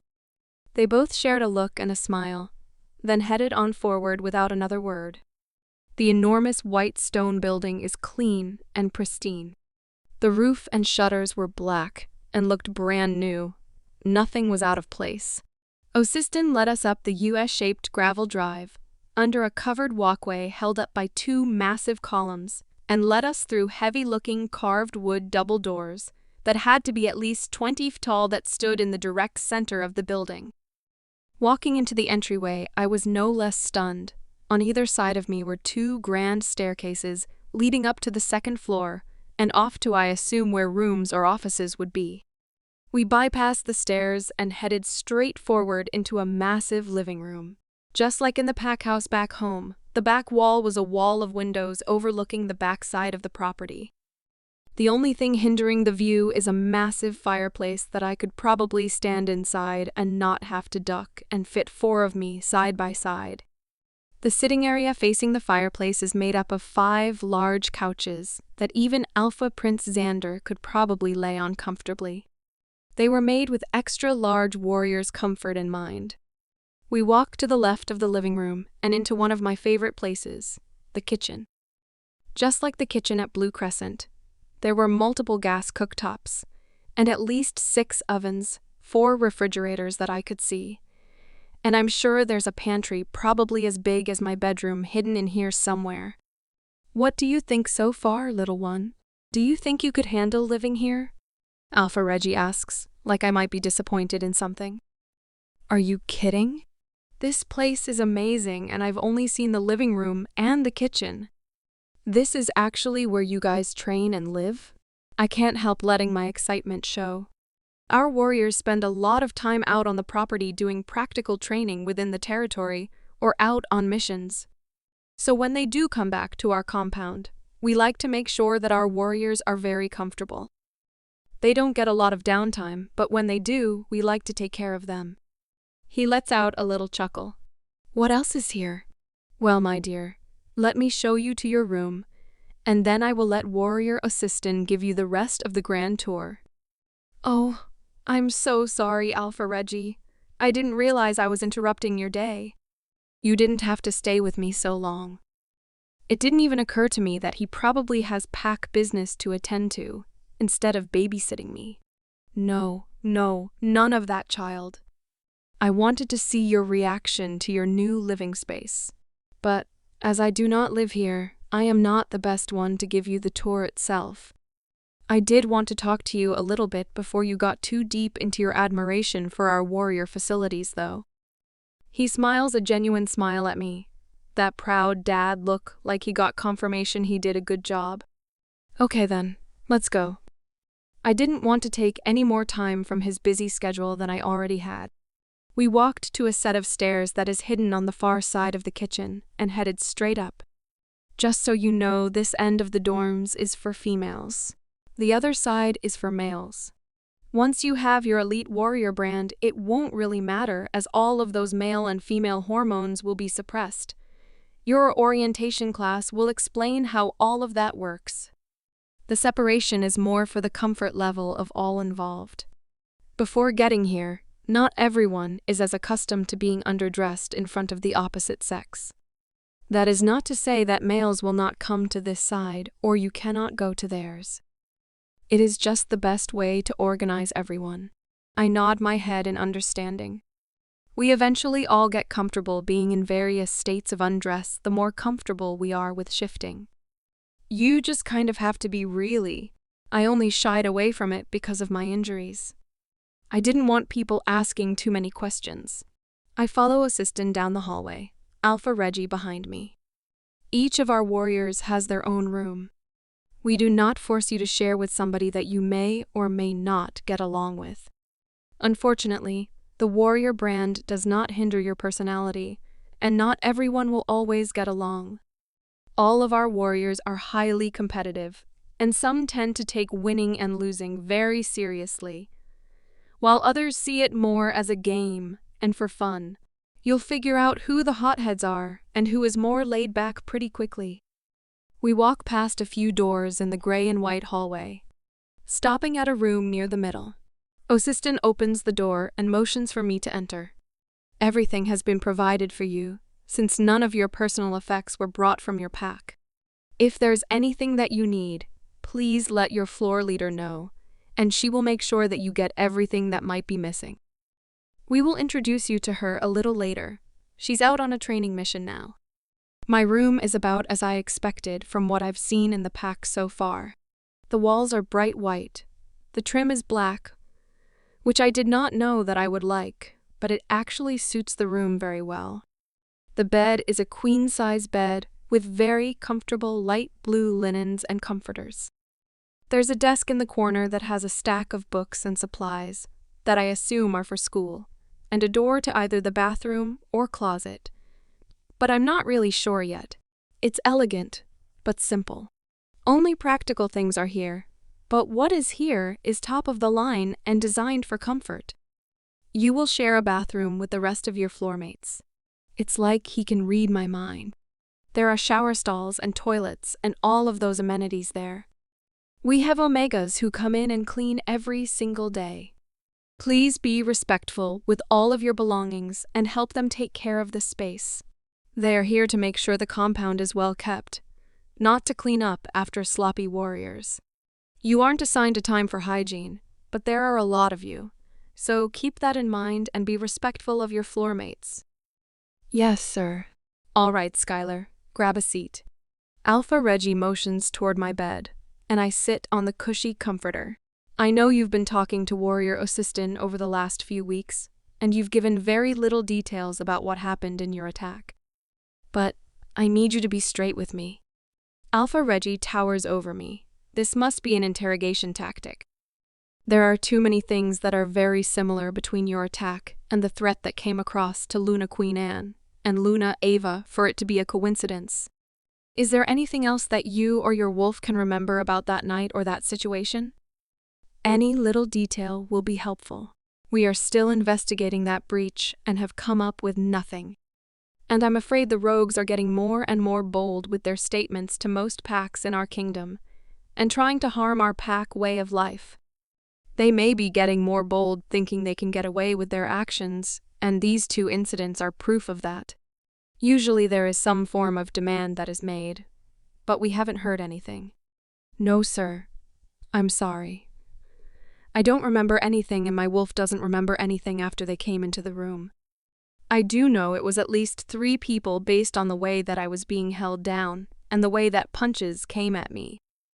The person running the show did not lay a hand on me this time, that I'm aware of anyway, except for one slap to the face, but my eyes were so swollen at that point, I'm not sure if it was her who hit me or the ones who were holding me.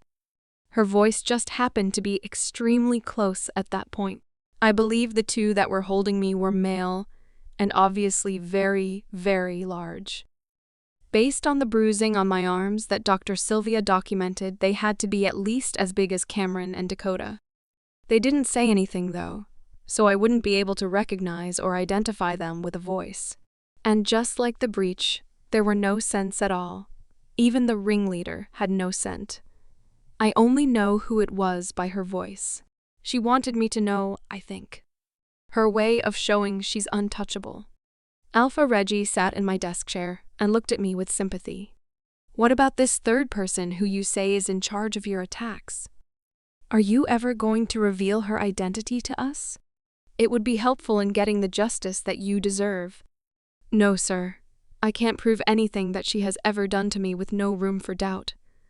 So there is no point in starting, he said. She said argument. And like I told Warrior Assistant, she's very good at manipulating information. She's gotten away with all of my attacks for as long as they've been happening, and many of them under the noses of adults who should be better at reading situations. She has a lot of cards stacked against me. She's done a good job of setting me up. I'm done fighting her, and I'm done getting in trouble because people think that I'm falsely accusing her out of spite or jealousy. Karma will come back to get her, and I just hope that I'm there to see it. But what if now that you're gone, she starts honing in on somebody else? Or what if she was a part of the breach that threatened your queen and your Luna? I don't think that will happen. Everyone was too afraid of her to do anything to help me. They should steer clear of her. And as long as no one interferes with her pursuit of the Alpha twins, she won't do anything to them. That is also one of the reasons I was so heavily involved in the pups' training. I wanted them to be able to at least defend themselves, to get away. I believe I was a threat to her because of my rank and my association with the future leaders of our pack. I'm convinced that she was just trying to get me out of the way because she thought that I could be a threat to her status and nothing more. If she really wants that status, she's going to have to fight very, very hard. And if she does win it, then that's on the idiot who chooses her. I do not believe that the moon goddess will willingly give her a position as Luna. As for the Luna Queen and Luna Ava, I don't think she is that smart. But if you can find evidence suggesting one of our teenagers was helping rogues enter and threaten our pack, I will bring forward all the information I have on her of my attacks. Until then, I will keep it to myself, so your investigation isn't skewed in favor of me. Are you planning on pursuing pack law? You are almost as good as Warrior Brogan at withholding information, under the guise of staying neutral. We both laugh. Very well. I will not ask you again until we have more information. But if you do need to talk to somebody, we have many warriors here who would be willing to listen and would probably better understand your story. I hope you learn to trust again. Thank you, sir. And I really do appreciate you taking me on when you did not have to at all. You don't know how much this means to me. None of that, dear girl. I think Xander would have had my head if I hadn't helped you out. He has been beside himself for weeks. He was hoping to get special visiting rights as the Alpha Prince, but we kept him away, just like the future Blue Crescent leadership. As for the rest of your young gentlemen, they haven't been allowed anywhere near you for fear of causing you more distress. That doesn't stop them from asking their supervisors about your status every single day, though. He chuckles, and my mouth drops open. There's no way they asked every day. They have more important things to do than worry about me locked up in a hospital. They are here on the grounds doing their leadership training, but their focus has definitely been torn. I think it will do them all good to know that you are out of the hospital and finally moved into our warrior compound. The 6 of them have bonded over the loss of you. Also, Lucas and I decided that it was probably a good idea to get some separation. Based on everything that you seem to continually go through. I will allow Luna Ava to visit you on a monthly basis since you are in a unique situation. But no one else is allowed to visit you while you are in training. No distractions. You are a very strong little wolf. I can't wait to see what you do. While you are in training, the only contact you will have to the outside world is the 2 days we will afford you to attend school. Thank you again, sir. Well, I will leave you to it. Warrior Assistant will get you acclimated with the compound facilities, and he will get you your training and school schedule. I believe your friend Sierra will be very excited to know that the classes you will be attending will be at our local school. Our schools run year-round, so there will be no break from studies for you this summer. I want to give you a little bit of normalcy with the strange circumstance that you find yourself in. Alpha King Reggie pats me on the shoulder and gives me a small little smile that reminds me of Alpha Lucas and Delta Kyle when they are letting me try something new all on my own, and they are more nervous about it than I am. Then he nods at Warrior Assistant before leaving. All right, little one. Head into your closet there. Your uniforms are all set up for you. You will wear a uniform every day, anytime that you are out of your room. When you are in your room, feel free to wear whatever you want, but considering you came with nothing, you're stuck with the uniform. Warrior Assistant flashes a ghost of a smile. Did you just make a joke? I didn't know that was possible. I laugh, and he fights a smile. We will get some of your personal things from Luna Ava. You can write a letter to her requesting items you may want or need from home. I will give you exactly 3 minutes to change and to be out in this hallway so we can finish the rest of our tour. With that, he steps out and closes the door. Oh, she-tea. This is for real now. I changed in record time into the black leggings, black sports bra, and collared zip-up jacket that had the royal crest on the left side. Black socks and running shoes finished the outfit. I let myself wonder at them, having everything in my size considering my lack of size. I don't dwell on it much, though. I scramble to the bathroom, finding elastics to pull my hair back into a ponytail, and I'm out the door right at 3 minutes. Warrior assistant doesn't even look at me. He just turns and continues down the hallway. He pointed to the room located near the main staircase that I saw when we first walked in. This is your floor leader's room. If there's anything that you need, you will let her know. Her name is Audrina, and she will drive you to be your best. She has been here for 3 years, and I will make sure you get to know her tonight before dinner. Now, down that end of the hallway is the male section. All the rooms are equipped the same. Let's go see the rest of the living quarters. Then we will head out to the grounds. We head down the main set of stairs back into the open foyer. The look is deceiving. These stairs look like something out of a Cinderella movie where the girl makes her grand entrance to the ball, not a functional set of stairs leading to warrior bedrooms. I don't get much time to dwell on that as I follow warrior assistant back into the massive living room. But this time, head off to the right.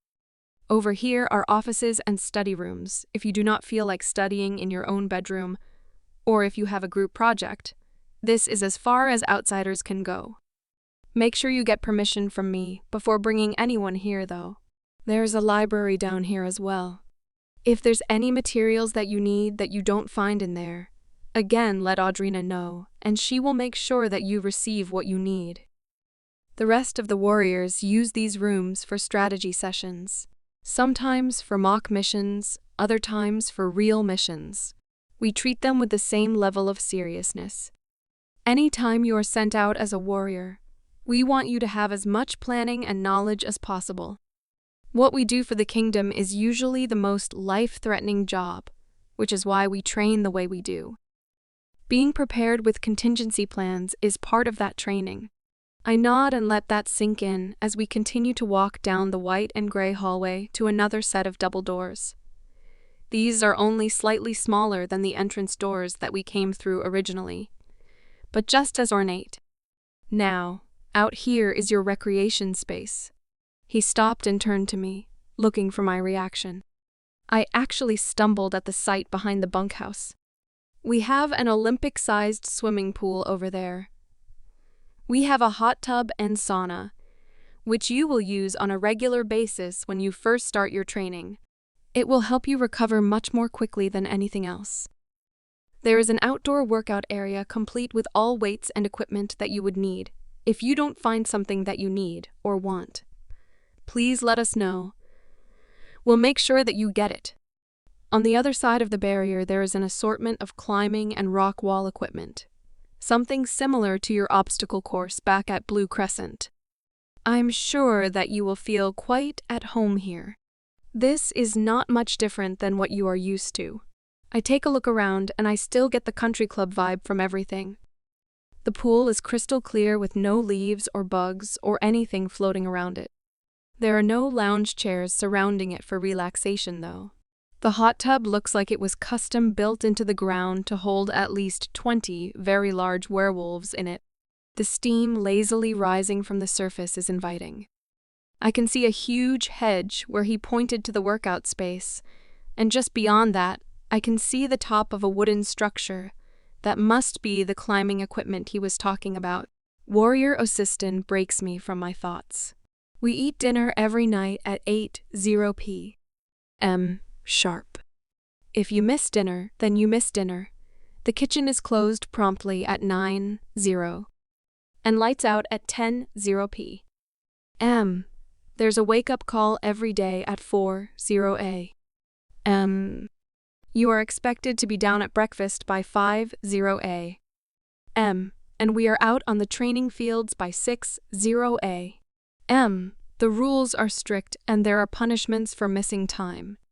We do not train our warriors to be lazy or make excuses.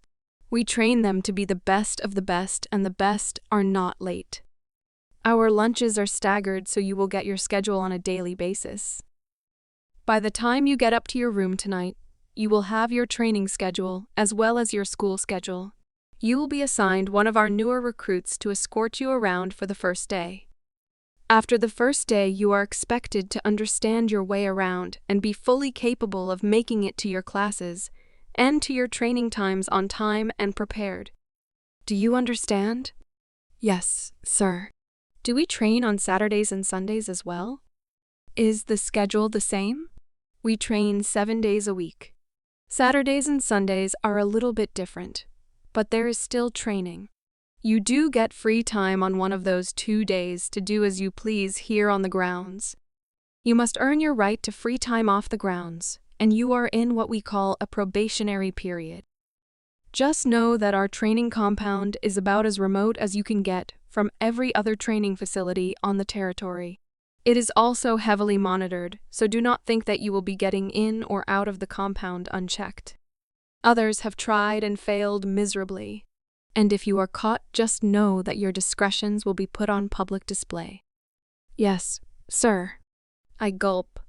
That must be a warning to not try and sneak out to see Sierra or the guys, which was actually something that hadn't crossed my mind until he said it.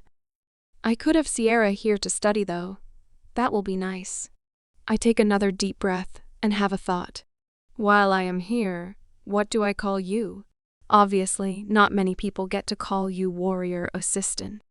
Should I just stick with sir? I don't want to look like I have special privileges. I'm already here too young. Get to leave the compound for classes and have Alpha Reggie personally escorting me. I know I haven't seen anyone yet, but that doesn't mean people aren't watching me right now. I spend enough of my time being the freak, so anything that doesn't make me stand out would be helpful. Warrior Assistant stops and turns to me completely with an eyebrow raised. Little one, you do realize you stand out just by entering a room, right? You are a warrior, and your presence alone lets the whole room know that you are a leader and someone to look to. Do not get caught up in semantics. I told you what I prefer you to call me. That is not dependent on the audience. There should be no question. He turns and continues walking across the training grounds toward the hedge he pointed out at that wait area. I let out a sigh. That really wasn't helpful information, and yet the most fatherly don't care what others think advice I've ever gotten. Now, that's not going to stop me from looking over my shoulder to see who's staring at the freak. I keep following silently behind him, not wanting to miss anything. Also, in 2 weeks, Queen Luna Anne has requested your presence at the castle. You have been excused from training that day to prepare, and she will send over your wardrobe. Wait, what? He just threw that out like he was telling me the grass was green.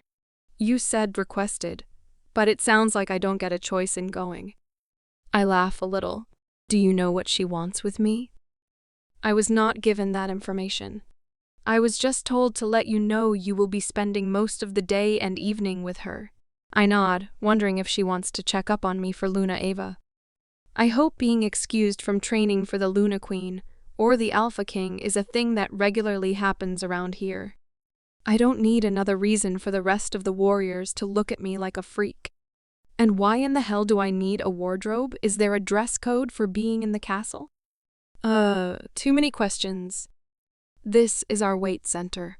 As I said, you will get your schedule by the end of the night. We have all of our warriors staggered around the grounds during training.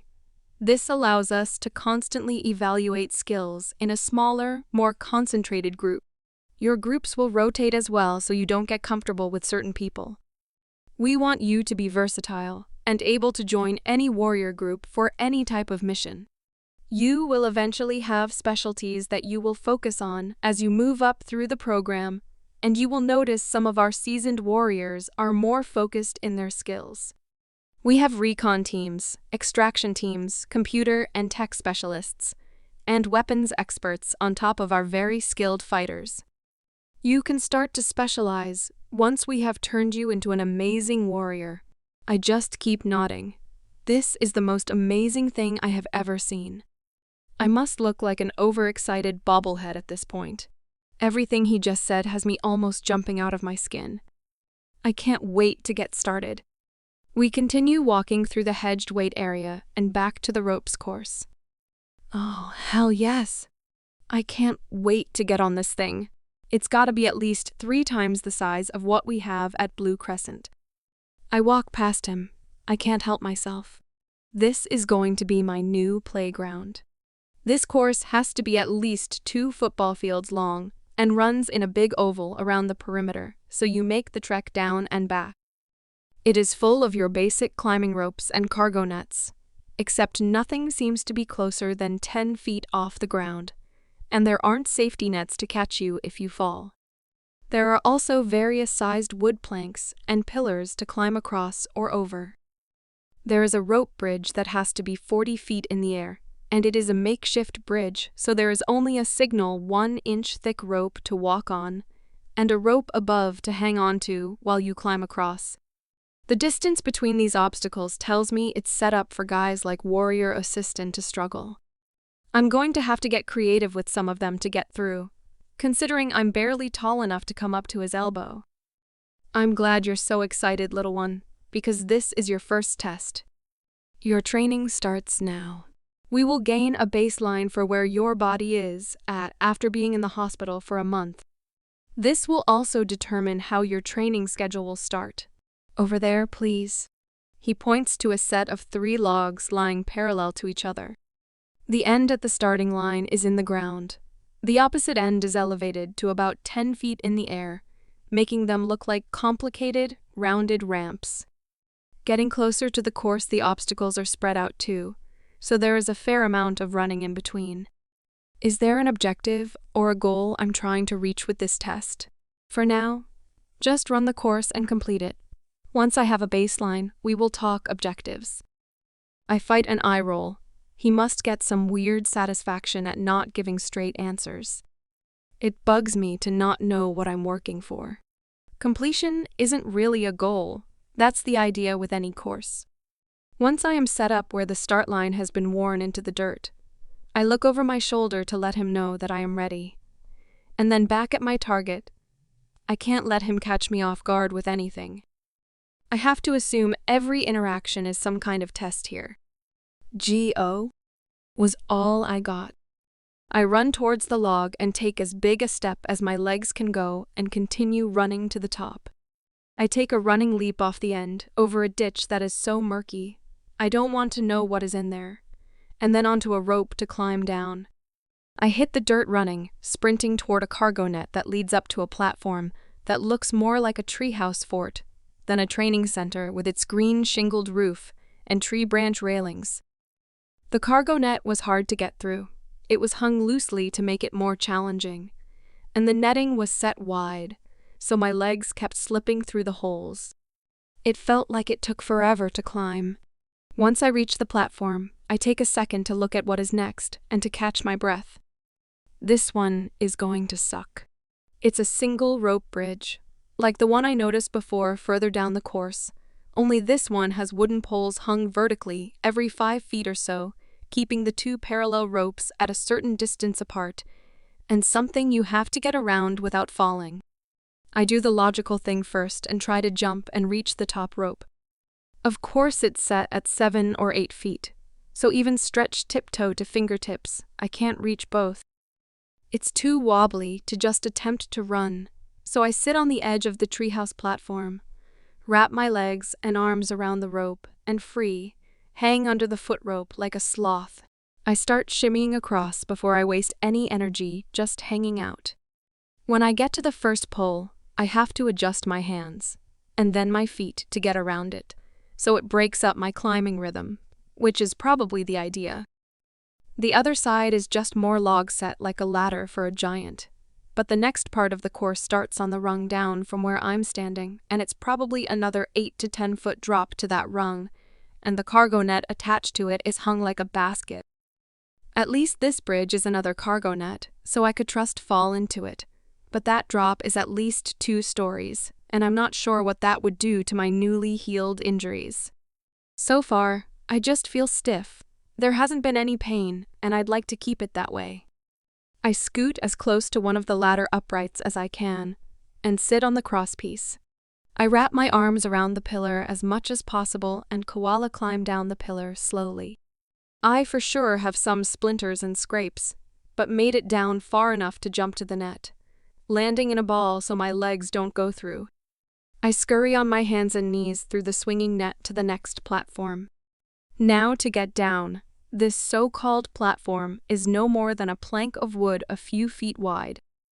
I have to jump to a platform that is about 20 feet away and about 10 feet down from the level I'm at now. This is going to take a running jump. Notice the sarcasm. I will have about 3 steps. But there isn't a wall to stop me if I overshoot. I take a deep breath and just go for it. I land and tuck and roll, almost falling over the edge. At least this platform is a little wider than the one I started on. One arm and one leg hung off when I starfished my body out to stop the momentum. I blew out a breath and hung on for dear life for a second, before belly crawling back to the center of the platform. Once I stand up, I turn and see another platform under the one I just left. Here we go again. I at least have a larger platform to work with. They seem to get bigger as I go down. So I run and jump, tucking and rolling a little more gracefully this time. When I stand up this time, I see ropes hanging from the platform above it. I run and jump, just like back home, and climb to the ground. I run around barriers to a series of logs propped up at different levels perpendicular to the ground. I'm going over, under and through this portion of the course that will bring me full circle. That doesn't mean it's going to be any easier for me, though. Here goes nothing. There was log after log, and then a 10-foot wall for good measure, followed by another set of logs at varying heights. This might actually be worse than all of the climbing I just did. When I finally crossed the finish line, I thought I was going to fall over and pass out. A month of not training was not good for me at all. I feel awful and want to throw up a little bit, but I won't because it is just the beginning. Not terrible. A brunette woman standing next to warrior assistant says, "At least you didn't die or throw up, newbie." I hobble over to them looking at warrior assistant for feedback on how I did. The soreness is settling into my body now that the adrenaline is draining. The only thing he says is, "I can work with that," as he writes some notes on a clipboard that I have no idea where it came from. He didn't have it on our tour. Still not looking at either of us, he starts talking to his clipboard. "Skylar, this is Audrina, your floor leader. Anything you need, go to her and she will get it sorted out for you."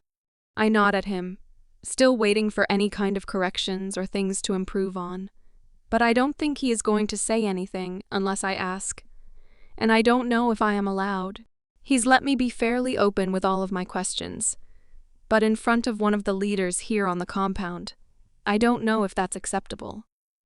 Those are the kind of mistakes I don't want to make. I don't want to look insubordinate to Audrina, who will be my superior for the foreseeable future. But the thought of getting no information on how I really did is eating me alive. I take a deep breath and let out a little sigh. Warrior Osiston, what can I do better on the course? What are my goals and objectives? I need something to work towards, but I'm not sure where I can improve if I don't know what to fix. I'm looking straight at him, but I don't miss the audible sharp intake of breath from Audrina. All good questions, little one. Audrina's head snaps to him, but I don't change my focus. This time, I just wanted to see if you could complete the course. I needed to see the extent of the damage that still remains from your injuries. That is not something that can be assessed from a hospital bed, and some modifications will need to be made in your early training. I nod when he doesn't go on. Still not an answer. I fight the eye roll. There's a little more than an hour before dinner. Audrina, introduce her to her escort for tomorrow, and I would suggest about 10 to 20 minutes in the hot tub for those ribs. You're going to feel that jump into the cargo net in the morning. Yes, sir, I say, hearing the dismissal, then turn to Audrina, looking at her expectantly, waiting for her to lead the way. Let's go, newbie. Everyone should be back from training missions now. She starts walking back toward the weight area and the pool. I try to take in as much of my surroundings as possible. I know I am going to miss something, but I want as few issues as possible getting around the compound. I don't know any of these warriors right now, so I don't know if they will try to help me as a fellow warrior, or if we are all competing. I have to assume I'm on my own until I can make some friends here. We walk towards the massive hot tub that is now full of men and women, and I actually have a jolt of fear run through me for just a second. All of these people are significantly bigger than me, and for sure older than me. At least now I can appreciate Luna, Ava, and Luna Queen Anne's hesitation in sending me here too early. "Rita!" Audrina shouts suddenly next to me, and I try to hide the little jump at the sudden shout. "Here's your shadow. Come get her and show her the ropes." Perfect. My floor leader wants nothing to do with me. This is going to be fun. I just need to figure out if it's a newbie thing or a female thing. Hopefully it's a newbie thing, and we can at least get past it. And she won't cause problems. 'Cause I have a feeling she can cause problems. "Hey, mighty midget? It's you. How the hell did you manage to get here? Aren't you like 12? He jumps out of the hot tub and runs over to me and wraps me in a quick hug. First guy Wyatt. "You're my tour guide? You better be good. I have expectations." He sets me down, and my whole front is now soaked from the water dripping off him, and we both laugh. We walk over to the group, away from Audrina, who no one spares a second glance at, and first guy Wyatt starts introductions. It's going to take me some time to remember names, as he is rapid-firing them off to me without making sure I even heard him. Typical guy. I do recognize Lillian, though, and she waves me over to sit by her. I clumsily pull my leggings up to my knees and stick my legs in. Definitely need a swimsuit here, but from the looks of it, some of the warriors forgo clothes altogether. I try not to look uncomfortable and focus on Lillian and Wyatt. "All right, first guy, what are the biggest do's and don'ts here? I'm not trying to get in trouble for stupid chess tea in my first week." "What's this first guy tea?" another blonde guy asks, and Wyatt, Lillian, and I laugh. At the trials, this guy was the first person I went up against. We didn't exactly have time to introduce ourselves going from opponent to opponent. It's what I called him in my head until he finally had the chance to tell me his name. I shrugged. "So you both have nicknames for each other after one fight. I call Bullsh T." This little beast was in our group when we had to team up. Lillian starts. She figured out the challenge, came up with a plan, fixed the other guy's broken nose, and gave out orders all at the same time. Wyatt added, smiling at the blonde guy. Her and I scaled this big-ass cargo net, and then she made a 10-foot jump and back while we were 40 feet in the air. The nickname was earned. Lillian finished. "Holy sh*t. That was you?" A guy, I think his name is Nathaniel, asks. "You dislocated my shoulder. That teach hurt." "Wait, I thought you said some big-ass dude messed up your shoulder." This, the blonde guy, who reminds me a little of Sam, points at me. "Is your big-ass dude?" "She's as big as my left leg." "There's no way." Nathaniel managed to look a little ashamed at the exaggeration of who gave him his injury. "Believe it, she took on almost everyone from the squad who went." Wyatt says, "So, mighty midget, how is this going to work exactly? I know you're still in high school. Warriors don't usually get to start until after they graduate. Warrior Brogan must have had some reason to bring you here now." I froze for a second. I didn't really want to bring up Kaylee and a situation that should be in my past. These guys don't need to know any of that. I can have a fresh start here, be a new me, free of weaknesses and stupid bullies.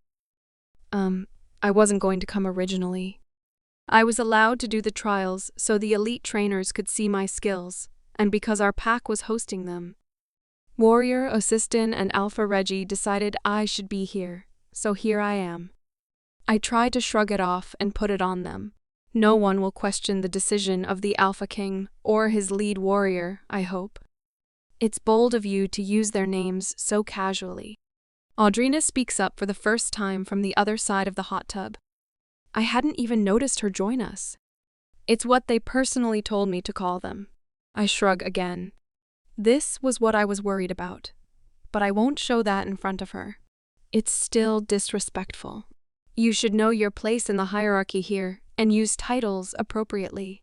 You aren't in your pack anymore. You aren't the best or the favorite. You should get used to not being coddled quickly. I can't tell if her tone is for my supposed lack of respect or jealousy at being new but having privileges already. Yes, ma'am. I try not to let sarcasm enter my voice, but I'm not sure if it worked. She just narrows her eyes at me, but says nothing. She's going to be difficult, and she's my direct supervisor. Super. We didn't have much more time to talk after that fun little interaction. A chime sounded around the grounds, and I looked at Wyatt. What's that? Warning bell for dinner. We have 10 minutes to wrap up and clean up whatever we have going on, and get down to the canteen. Trust me, you do not want to be last. He laughs as he jumps out and grabs a towel, drying off as he is walking in. I follow quickly, Lillian right behind me. What floor is your room on? She asks as we move towards the side door that leads to the study hallway. Second, I'm right in the middle. Where are you?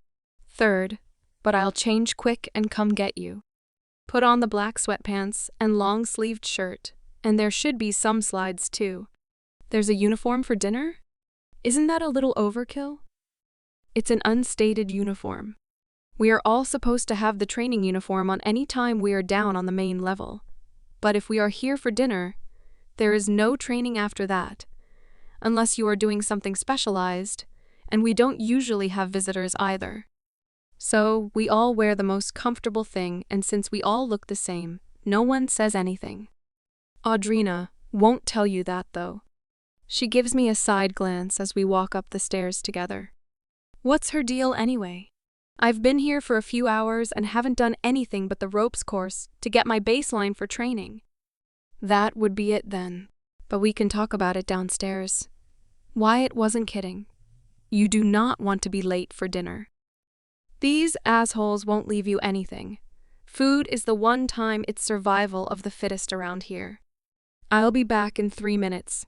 Be ready. She drops me at my door and runs off back toward the stairs. I head into my room and run for the closet, not wanting to be the reason Lillian gets to dinner late. I can't help but wonder what my doing the ropes course for a baseline test has to do with Audrina's bad mood toward me. I barely get my feet in my slides when there is a knock on my door. Lillian doesn't wait for me to open it. She just follows her knock in. Her and Sierra would get along. Let's go. You are going to love the food here. We have a whole team of cooks, and they can make anything, and all of it is to die for. She is almost drooling at the thought of eating, and I let out a little giggle. Hey, midget! What has you giggling like that? Wyatt comes up behind us on the central stairs, Nathaniel next to him. Lillian's drooling just talking about the food. Is it really that good? Is that why we can't be late to dinner? Everything is so good? There's nothing left? Basically, Nathaniel shrugs. A man of few words. I like it. As we round the corner from the foyer to the living room, the low rumble of noise lets me know just how many warriors live here. We walk towards the glass wall at the back of the room, and I can already see the line forming. When the Alpha King and Warrior Osistin showed me around earlier, we didn't go further than the kitchen. I didn't even think about the lack of usable seating in that space. We must be heading to a dining room. When I get around the corner and through the door, the roar of conversation is almost deafening, and I love it. You can feel the excitement and energy radiating off of everyone in the room. The buzz is almost overwhelming. I get goosebumps and my wolf is even purring. It is just 5 after 8, and the room is already almost filled. The line around the buffet-styled counter is moving faster than anything I have ever seen before. These wolves know what they want and understand the time crunch. See, we told you, you have to be right on time. This place is a madhouse, especially when everyone is here, Wyatt says in my ear, and all I can do is smile. I love it. We got through the line, and I think every type of food was available. I remember what Oliver said about me being too small and losing weight. So I piled my plate up, not wanting to have to deal with being malnourished if training is going to be as intense as everyone makes it seem. I think there is enough room for all of us over there. Lillian points out at the far corner of the room. We walk through the long rectangular room. This seems to be more like the kitchen, industrial and functional. No decoration or frills here. Made to house the 100 or so warriors that live in the bunkhouse. We sat at the end of a long wooden table that looked antique, but sturdy, with grooves and nicks and stains all over it. This table would have thousands of stories to tell if it could talk. So you need to tell me what I am in for with Audrina.